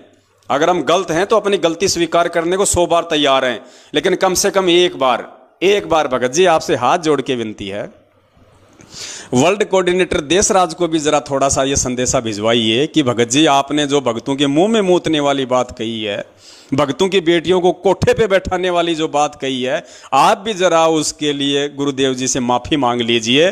वो तेरा बाप अगर तेरे सिर पे अगर बंदूक तान के खड़ा ना हो जाए, आप अगर उसको ये कहोगे ना कि देशराज भगत जी आपने वो मुंह में मूतने वाली बात जो पवन दास को कही थी, आपको गुरुदेव जी से माफी मांगनी चाहिए। वो मेरे सासू के मेरे ससुरे के मैं तना मंगाऊं तना मैं माफी इधर 2 मिनट में तुम्हारा किया दरा कर देगा। उसके बाद में सुरेश दास धनाने वाला, गुरुजी के सगे चाचे का लड़का, जिसने मुझ पवन दास को कैसी कैसी माँ की गालियां दी, उससे कहिए थोड़ा सा कि सुरेश भगत जी आपने जो पवन दास को माँ बहन की गालियां दी है, आप उसके लिए थोड़ा गुरुजी से क्षमा याचना कर लीजिए। तो वो क्या कहेगा पता है? पिटेगा के तारू तेरा जाम जानता को नहीं मने जाम तारू तेरा, माफी मांग ले, क्यों कर माफी मांगो। तो उसके बाद में पुण्यात्माओं और कौन कौन है महापुरुष? हाँ, गेंडा स्वामी मध्य प्रदेश का स्टेट कोऑर्डिनेटर, 125 किलो वजनी, उसको कहिए कि विष्णु भगत जी आपने जो सन 2016 में जब पवन दास वहां पे लोगों को सच्चाई बताने के लिए गया और आप अपनी पूरी गुंडा टीम को लेके उसके पर धावा बोल देते हैं, उसको लठों से मारते हैं, आप गुरुजी से क्षमा याचना कर लीजिए। तो वो क्या कहेगा? वो क्या कहेगा फिर? वो तो उसके सामने जाएगा तभी पता चलेगा वो क्या कहेगा। वो 5.5 किलो का हाथ जब तेरे ऊपर पड़ेगा ना मेरी तरह, जब तेरे समझ में आएगा उसको माफी मांगने के लिए बोलना चाहिए था कि नहीं बोलना चाहिए था। और एक वो अमित महेंद्र भगोड़े का सुपुत्र जो पवन दास को माँ बहन की गालियां देता है, उसको बोलो कि अमित भगत जी आप भी जरा गुरुजी से माफी मांग लो। वो कहेगा मेरी सासू के तेरी नाशान तोड़ूंगा, मेरी सासू के तेरी नाशान तोड़ूंगा। तब आपको पता चलेगा भगत जी माफी मांगना क्या होता है। और सत्सेवकों को चाहे गाड़ी निकाल दो, चाहे सत्सेवकों के तुम चाहे लठ मार दो, चाहे सत्सेवकों को कुछ भी बोल दो, बेचारे सुन लेते हैं, गाय हैं बेचारे परमात्मा की। क्या करें भाई, हमें परमेश्वर ने बांध रखा है अपने ज्ञान रूपी जंजीरों में। लेकिन ये तो खुले सांड हैं, इनको बोल के देखना कभी। और भी बहुत सारे लोग हैं, कितनों के नाम गिनाएं। तो पुण्यात्माओं, और एक वो झांसी की रानी, जोधपुर की रानी, राजस्थान के स्टेट कोऑर्डिनेटर प्रकाश माली की धर्मपत्नी अनु देवी, उसको भी बोलो कि बहन जी आपने जो 450 किलोमीटर दूर जो मुकेश भगत जी जयपुर वाले बैठे हुए थे और आपसे बात कर रहे थे और आप सारनाम प्राप्त करके अपने भाई के ऊपर ये झूठा इल्जाम लगा रही है कि मैं पुलिस में तेरी कंप्लेंट कर दूंगी कि तू मुझे घर पे आके छेड़ता है, पड़ोसियों से मैं तेरी गवाही दिलवा दूंगी। तो बहन जी आप भी गुरुजी से क्षमा याचना कर लो। वो क्या कहेगी? वो क्या कहेगी? सुन ले, एक बार बोलती हूं, दोबारा मैं बोलती नहीं, और अब की बार अगर मैंने फोन किया तो ध्यान रखना, पुलिस में कंप्लेंट कर दूंगी कि ये मेरे को घर पे आके छेड़ता है, और मोहल्ले वालों से गवाही और दिलवा दूंगी। ना घर के रहोगे ना घाट के धोबी के कुत्ते बना के छोड़ देगी वो। तो पहले इनसे कोशिश करो भाई, जरा इनसे बोलो पहले। ये तो बहुत बड़े बड़े महापुरुष हैं, तुम्हारी बातों को थोड़ी ना टालेंगे। पहले इनसे कोशिश करो कि ये परमात्मा से माफी मांग लें। ये मांग लेंगे तो फिर हम तो बहुत छोटे से जीव हैं, हम तो फिर इनसे ही माफी मांग लेंगे। गुरुदेव तो बहुत दूर की बात है, हम तो इन महान पुरुषों से और इन महारानियों से ही माफी मांग के अपना काम चला लेंगे। तो पुण्यात्माओं, ये है इन लोगों का घटिया चरित्र, इनका दोगला चरित्र। यानी कहने का मतलब ये है पुण्यात्माओं, ये जो साध संगति का जो प्रोग्राम बंदी छोड़ सतगुरु रामपाल जी महाराज जी के आशीर्वाद से चल रहा है, ये पुण्यात्माओं इसका मकसद एक ही है। वो परमात्मा ये समझाना चाहता है कि नालायकों, अगर तुम मेरे ज्ञान से नहीं समझ पाए, कम से कम तुम मेरे सत्संगों से नहीं समझ पाए, अरे कम से कम इस साध संगति के माध्यम से तुम्हारी आंखों के सामने जो प्रमाण दिखाए जा रहे हैं, जो सबूत दिखाए जा रहे, कम से कम इनसे तो अब तुम समझो। और अब भी नहीं समझोगे तो क्या होगा फिर? 84 लाख योनियां हैं, फिर ना कोई समझने लायक रहोगे और ना तुम्हें कोई समझाने वाला रहेगा। ऐसी स्थिति में लाके काल भगवान खड़ा कर देगा, ना घर का ना घाट का धोबी का कुत्ता बना के छोड़ देगा। तो पुण्यात्माओं, ये बहुत ही गहन चिंतन की बातें हैं और परमेश्वर ने एक बहुत ही अच्छा मौका दिया है भगत समाज को अपनी गलतियां सुधार करने का। अगर कोई गलतियां भी कर चुका है तो भी अब आज उसके पास में समय है, जब तक परमात्मा धरती पे है तब तक उसके पास में समय है कि वो परमेश्वर से क्षमा याचना मांग ले, परमेश्वर से माफ़ी मांग ले और अपनी जो क्रिया हैं उनको सुधार ले, अपने चरित्र में, अपने आचरण में, अपने व्यवहार में वो तब्दीली लेके आए और एक सभ्य भगत होकर उस परमपिता परमेश्वर को दिखाए, ताकि वो परमात्मा खुश हो, वो प्रसन्न हो और तुम्हें जाते जाते भक्ति का आशीर्वाद दे के चला जाए। तो पुण्यात्माओं, आज आपने और देखा अच्छे से कि जिस परमेश्वर के अतिरिक्त अन्य किसी को भोग नहीं लगाया जाता है, उस परमेश्वर को जब उसके बच्चे भोग लगा रहे हैं तो उस परमेश्वर को अपने शरीर का बाप समझने वाले लोग भी नाराज हैं। वो भी नहीं चाहते कि कोई हमारे बाप का भोग लगाए। ऐसे घटिया मानसिकता पुण्यात्माओं, मैं तो ये कहता हूँ जानवर की भी नहीं हो सकती, जबकि वो तो मानव देह में है। और पुण्यात्माओं, ये इतने घटिया थे, ये आज ही नहीं है, ये लोग पहले भी इतने ही घटिया थे, ये लोग पहले भी इतने ही गिरे हुए चरित्र के थे, इन लोगों के पहले भी ऐसे ही मलिन विचार थे। इसका सबसे बड़ा आपको देते हैं प्रमाण, 2008 का ये सत्संग है परमपिता परमेश्वर सतगुरु रामपाल जी महाराज जी का। इस 2008 के सत्संग में गुरुदेव जी ने स्पष्ट कहा है, सार्वजनिक तौर पे, किसी दो व्यक्तियों के बीच में नहीं कहा, पूरी संगत को परमात्मा ने आदेशित किया, पूरी संगत को परमेश्वर ने हकीकत बताई कि उनके जो बेटा बेटी हैं उनका कैसा व्यवहार है, उनके कैसा उनका चाल चलन है। खुद गुरुजी कह रहे हैं, और गुरुजी उनको 1995 में ही त्याग चुके हैं। गुरुजी उस कलयुगी परिवार को 1995 में ही त्याग चुके हैं और 2013 में गुरुजी ने अपने डॉक्यूमेंट्स में, अपने राशन कार्ड में भी सभी परिवार वालों को बाहर निकाल फेंका। 2013 का गुरुजी का जो नया राशन कार्ड था, दास ने व्हाट्सएप पे सभी को डाला हुआ है, जिसमें मात्र एक सतगुरुदेव जी का ही नाम है, बाकी गुरुजी ने सबकी एंट्री हटवा दी। यानी गुरुजी ने अपने से तो छोड़िए, अपने डॉक्यूमेंट से भी उन नालायकों को पहले से ही दूर कर रखा है, उनकी मनवस और घटिया हरकतों को देखते हुए। उसके बावजूद भी गुरुजी ने सत्संग में भी ये बात बोलनी पड़ी, ताकि संगत आगे चल के उनके षड्यंत्रों में ना फंसे, संगत आगे चल के उनको गुरुजी का बेटा बेटी, भाई बंधु, रिश्तेदार या जवाई समझ के उनके झांसे में ना आए और केवल ज्ञान को ही आधार बनाए। इसलिए गुरुजी ने बरवाला कांड से 6 साल पहले 2008 में ही सत्संग में स्पष्ट बोल दिया अपने बेटे बेटियों के विषय में। गुरुजी ने क्या कहा कि इस दास के 4 बेटा बेटी थी। पुण्यात्माओं, होने को तो वो आज भी हैं, होने को तो चारों के चारों आज भी इसी पृथ्वी पे हैं, जिंदा हैं। लेकिन गुरुजी ने 2008 में क्या कहा, परमेश्वर के शब्दों पे ध्यान देना। गुरुदेव ने ये नहीं कहा कि इस दास के शरीर के 4 बेटा बेटी हैं, ये नहीं कहा। गुरुजी ने कहा इस दास के 4 बेटा बेटी थे। पुण्यात्माओं, ये थे शब्द ध्यान रखो। परमेश्वर ने कहा कि थे, यानी अब नहीं है, यानी मैं उनका परित्याग कर चुका हूं, मैं उनको छोड़ चुका हूं। वो उस लायक नहीं है कि मैं उनको कहूं कि हैं। सुनिए परमपिता परमेश्वर जी के मुख कमल से।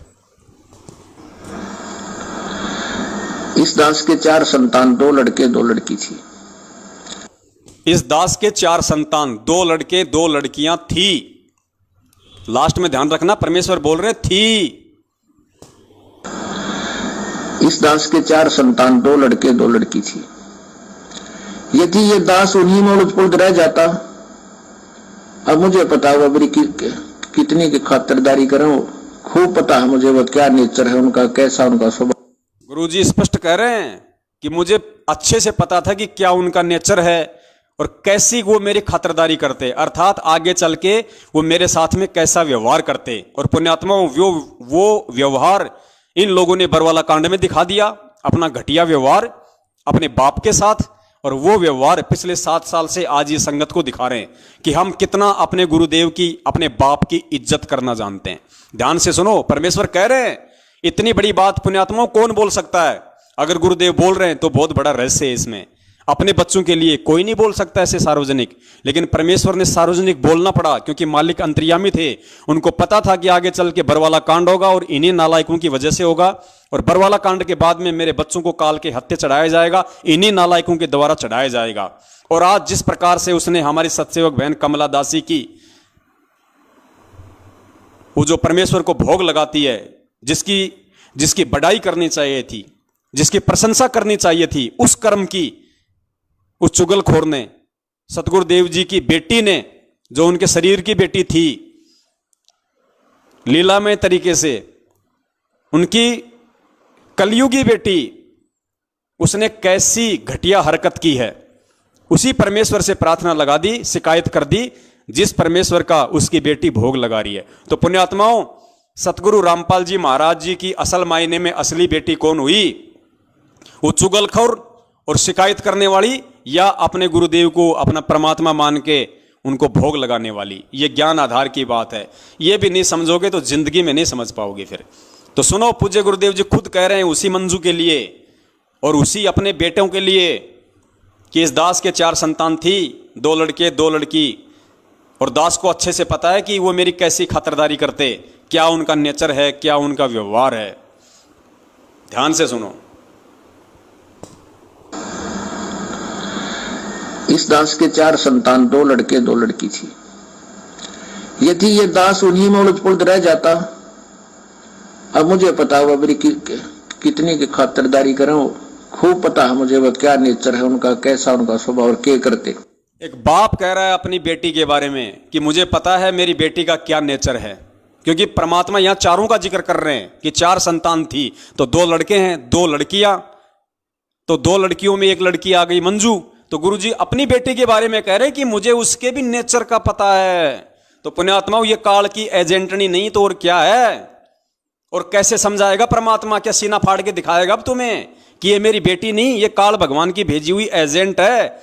जैसे धर्मदास जी के परिवार में काल ने मृत्यु अंध नाम का दूत भेज दिया था उसके पुत्र नारायण दास के रूप में, ऐसे ही ये जो मंजू है ये काल की एजेंटनी है, एजेंटनी। 4 संतान परमात्मा की काल के एजेंट हैं, उनका भाई, उनके रिश्तेदार। पुण्यात्माओं, परमात्मा इससे ज्यादा और क्या बताएगा?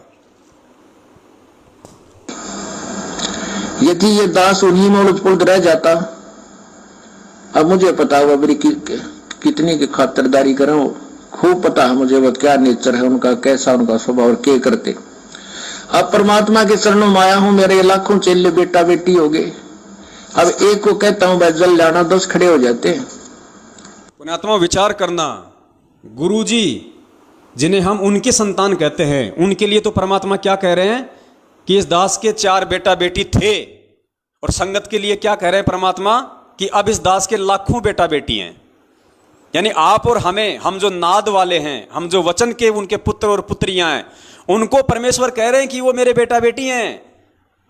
और जो मंजू, अंजू, नरेंद्र, बीरेंद्र, क्या क्या नाम है उनका नालायकों का, मनोज और बीरेंद्र, उनके लिए परमात्मा कहते हैं कि वो थे, अब नहीं है, अब उनको काल ने हर लिया, अब वो काल के बेटा बेटी हैं, मेरे नहीं है।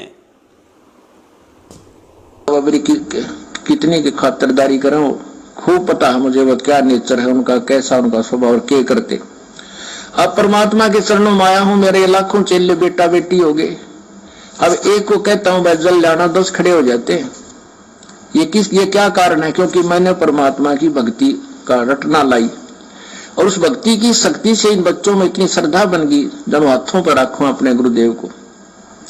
अब गुरुजी कह रहे हैं कि एक को कहता हूं कि भाई एक गिलास पानी का लाना, तो गुरुजी कह रहे हैं कि 10 जने लेके खड़े हो जाते हैं। अब पुण्यात्माओं, एक बात बताओ, कल को यदि गुरुजी के अलावा कोई और भगवान होता है यहाँ पे, जिस कबीर जी की आप लोग फोटो का जो प्रकट दिवस मनाते हो, अगर वो कबीर जी भी होते अगर साक्षात, और अपने गुरुजी भी यहाँ पे सत्संग कर रहे हैं, और कल को अगर कोई अपने गुरुजी किसी भगत को कहें या उस कमला बहन को कहें कि बेटी एक गिलास जरा पानी का पिलाना, और वो बहन अपने पिताजी को एक गिलास पानी का लाके देती है, और कोई इस नालायक को कहे मंजू को कि देख रे वो कमला तो गुरुजी को पानी पिला रही है, शिकायत लगाई इसकी कबीर जी से। अब वो तुरंत जाएगी कबीर जी के पास में और कहेगी भगवान भगवान, हाँ बेटा वो देख भगवान वो गुरुजी को पानी पिला रही है, वो गुरुजी को पानी पिला रही है। और क्या वो भगवान ये कह देगा जो खुद ये कहता है कि गुरु बड़े हैं गोविंद से, यानी गुरु तो मेरे से भी बड़ा है, और जो गुरु की सेवा कर रहा है, जो गुरु को भोग लगा रहा है, जो गुरु को पानी पिला रहा है, जलराम पिला रहा है, क्या वो भगवान ये जवाब दे सकता है कि मेरे को बता उनके नाम क्या है, उनका नंबर नोट कर, मैं उनको गुरुद्रोही डिक्लेयर कर दूंगा? पुण्यात्माओं कभी हो सकता है ऐसा? अरे जो परमपिता परमेश्वर सतगुरु रामपाल जी महाराज जी एकमात्र सारी सृष्टि का रचनहार पालनहार, सबका बाप, वो तो सबका बाप तो है ही, वो सब बापों का बाप है वो। और उसको जब उसकी बेटी भोग लगा रही है, अपने बाप को सबसे पहले देसी घी का माल खिला रही है, माल, इनकी तरह डालडा का नहीं खिलाते, देसी घी का माल खिला रही है अपने बाप को, और उसके बाद में खुद खा रही है मस्ती से, और खा खा के लाल हो रही है, और इन चुगलखोरों के गाल पिचक रहे हैं। तो भाई ये शिकायतें करेंगे और क्या करेंगे इससे ज्यादा। तो पुण्यात्माओं, दया है आप और हम सभी के ऊपर, जो परमपिता परमेश्वर ने ज्ञान की मेहर बख्शी हुई है, क्योंकि ज्ञान नहीं तो ये मार्ग नहीं, ये वर्तमान का पिछली पीढ़ी का जो समय परमेश्वर ने चुना है, ये ज्ञान मार्ग है। और जिसने ज्ञान को आधार नहीं बनाया वो 84 लाख योनियों में जाने को भी तैयार है, ये नोट कर लेना। क्योंकि अगर ऐसे ही अगर परमात्मा ने मूर्खता में, नादानी में, यदि गफलतबाजी में ही सतलोक भेजना होता तो 650 साल पहले बहुत अच्छा माहौल था। ना ये समाज की गंदगी थी, ना ये दुनिया भर के भौतिक संसाधन थे, आदमी इतने नेक थे, शुद्ध विचार थे, मन में इतने गंदे विचार, ये दारू, ये मांसाहार कुछ नहीं थे। उस समय तो हम बहुत जल्दी पार हो जाते, लेकिन पुण्यात्मा उस समय ज्ञान नहीं था, ज्ञान आधार नहीं था पर हमारे पास। हम गुरु को भगवान नहीं मान पाए, हम गुरु को गुरु ही मानते रहे।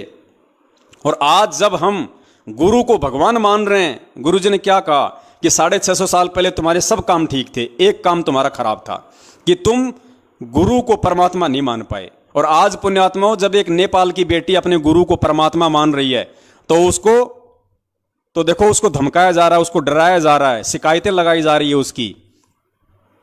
और शिकायतें किससे लगा रही है वो नालायक?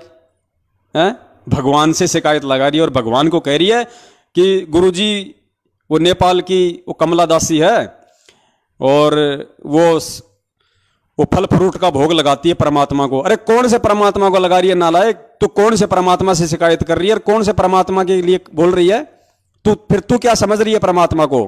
फिर कौन है परमात्मा? और जिसको वो भोग लगा रही है, तू जिसकी प्रार्थना, तू जिसकी शिकायत कर रही है। और एक बात बता, ये हमें केले, संतरे, सेब, अनार, अमरूद, पपीता, अनानास, अंगूर, लीची, और क्या है, 2-4 नाम बताओ रे। आम, फलों का राजा, मीठा मीठा, दशहरी, लंगड़ा, और केले मीठे मीठे, पीले पीले।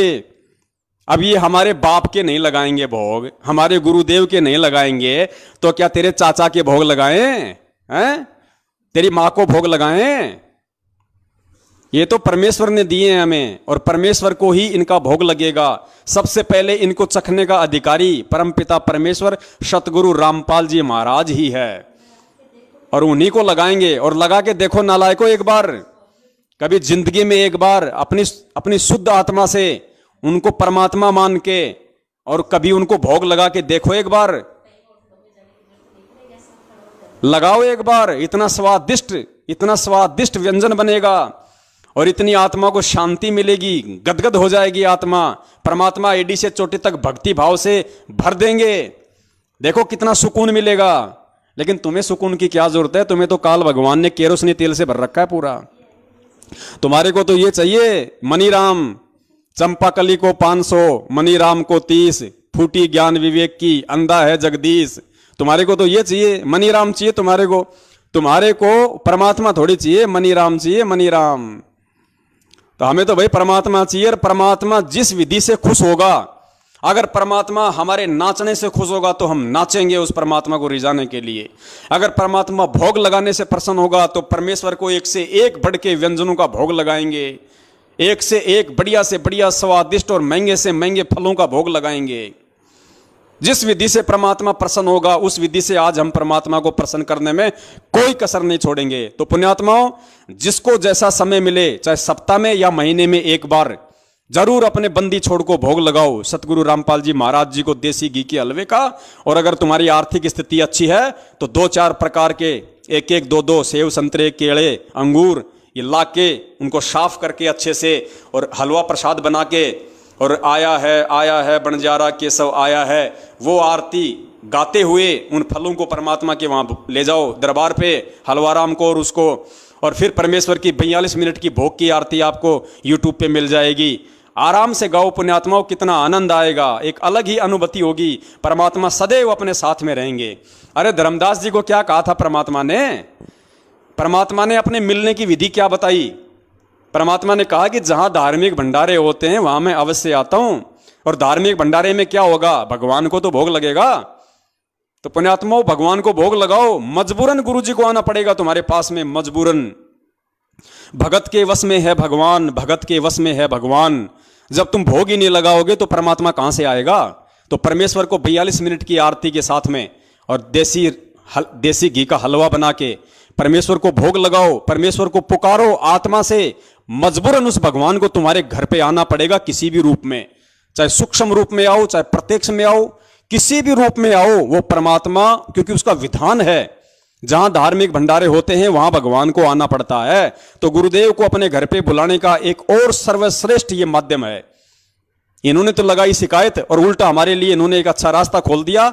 आज से पहले तो हो सकता है 4-5 भगत भाई बहन ही परमात्मा को 42 मिनट की आरती का भोग लगा रहे थे, अब तो 4200 लगाएंगे, 4200। तो पुण्यात्माओं, दया परमात्मा की। परमात्मा तो ऐसे ही दीनदयाल है, नए नए परमेश्वर वो तरीके अपनाते हैं अपने बच्चों के पास आने के लिए।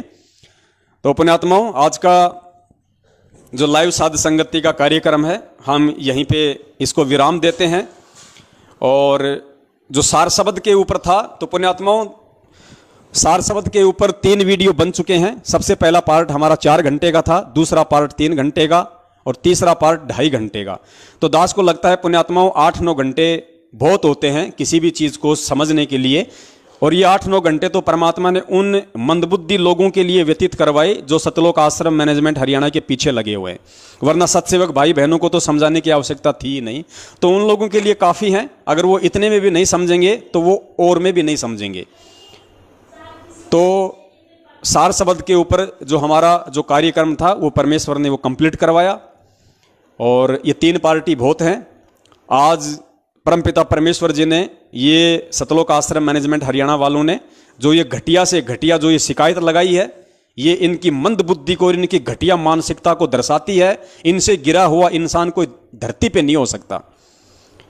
और इन्होंने जो वीडियो बनाया था गुरुद्रोहियों का पर्दाफाश, तो वास्तव में असली गुरुद्रोही कौन है और आज उसका असली पर्दाफाश यदि किसी ने किया है तो परमेश्वर के सत्सेवक बच्चों ने किया है। आपको वास्तविकता से रूबरू करवाया है कि असली षड्यंत्रकारी कौन है। तो पुण्यात्माओं, कल अगर परमात्मा दया करेंगे तो हम एक नए टॉपिक के साथ में, क्योंकि एक हमारा जो टॉपिक है वो छूटा हुआ है कि बहुत सारे भगत भाई बहन ऐसे हैं जो अपने परिवार में विरोध के चलते ढंग से भक्ति नहीं कर पा रहे हैं। उनके मन में तरह तरह के विचार उत्पन्न होते हैं कि मैं घर छोड़ के भग जाऊं, बाल बच्चों को छोड़ के कहीं दूर चला जाऊं, कहीं मकान ले लूं, वहां मैं अपनी भक्ति करूं। ये रोज यहाँ पे जग जग करते हैं, ढंग से आरती नहीं करने देते, तरह तरह के टेंशन देते हैं। तो हो सकता है अगर परमेश्वर की दया हुई तो दास कल दिन में एक मैसेज डाल देगा, अगर रात को 8 बजे हम लाइव आएंगे तो। अन्यथा फिर हम संडे को ही लाइव आएंगे। और हमारा जो एक बहुत ही महत्वपूर्ण जो टॉपिक था नित्य नियम का सरलार्थ, उसका केवल अभी तक हम एक ही पार्ट बना पाए हैं। अगर परमेश्वर दया करेंगे तो अगला जो संडे आएगा उसको हम नित्य नियम यानी भक्ति बोध का जो सरलार्थ है उसके दूसरे पार्ट की तरफ हम आगे बढ़ेंगे। तब तक के लिए दास आप सभी भाई बहनों से विराम चाहता है। और एक और दास आपको न्यूज़ देना चाहता था परमपिता परमेश्वर जी के आशीर्वाद से। दास ने भी अपनी झोपड़ी पे जो किराए की झोपड़ी है उस पे भगत समाज की ज्योतियां जलानी शुरू कर दी है। पिछले 4 दिन से दास के मकान पे भी भगत समाज की जो ज्योति हवन है वो परमात्मा ने शुरू करवा दिया है। ऑलरेडी उससे पहले महीना भर हो गया जयपुर में अपने कजोड़ भगत जी के घर पे ज्योतियां जल रही हैं। और हमारी जो सत्सेवक बहन है निशा उत्तर प्रदेश के फरुखाबाद से, वहाँ भी परमेश्वर ने 5 ज्योतियों की दया बख्शी हुई है। तो 3 ज्योतियाँ भगत समाज की अलग अलग जगह पे परमेश्वर ने हवन यज्ञ के रूप में शुरू करवा रखी हैं। और पुण्यात्मा विश्वास रखना, एक भी पैसा आप लोगों का, ये हम पहले से बोलते आ रहे हैं, आपको आज भी बोल रहे हैं और आगे भी हमारे यही वचन रहेंगे।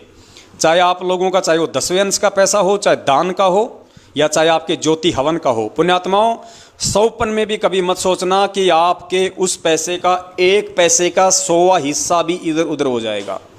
पुण्यात्माओं अब गलतियां नहीं हो सकती। अब परमेश्वर के विधान के खिलाफ उनके सत्सेवक बच्चे नहीं चलेंगे। चाहे किसी परिस्थितिवश चाहे मांग के खाना पड़ जाए, लेकिन आप लोगों का जो सेवा राशि है, आप लोगों की जो सहयोग राशि है, आप लोगों का जो ज्योति का पैसा है, उसमें से पुण्यात्माओं 1 रुपये का 100वां अंश भी इधर उधर नहीं हो सकता। देखने वाला परमात्मा है, इससे ज़्यादा हम आपको विश्वास नहीं दिला सकते। और ये आपकी अंतरात्मा स्वीकार करेगी इस चीज़ को कि हम जो कह रहे हैं वो सत्य है या उसमें कुछ मिलावट है। तो पुण्यात्माओं वैसे और तो कोई ज़्यादा खर्च हो नहीं रहा।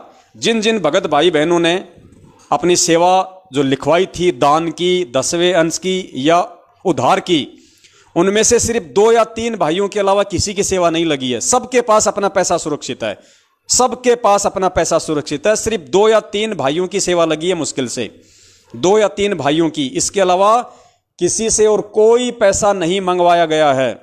और एक हमारी जो ममता रावत नाम से बहन है, मैं नहीं जानता कहाँ से है बहन, आप सबको पता है, जिसने अपना सोना बेच के और दास को 92,000 रुपये भेजे, उस बहन की सेवा लग रही है लगातार। उस बहन ने जबरदस्ती पैसे डाल दिए तो परमेश्वर ने दया कर दी।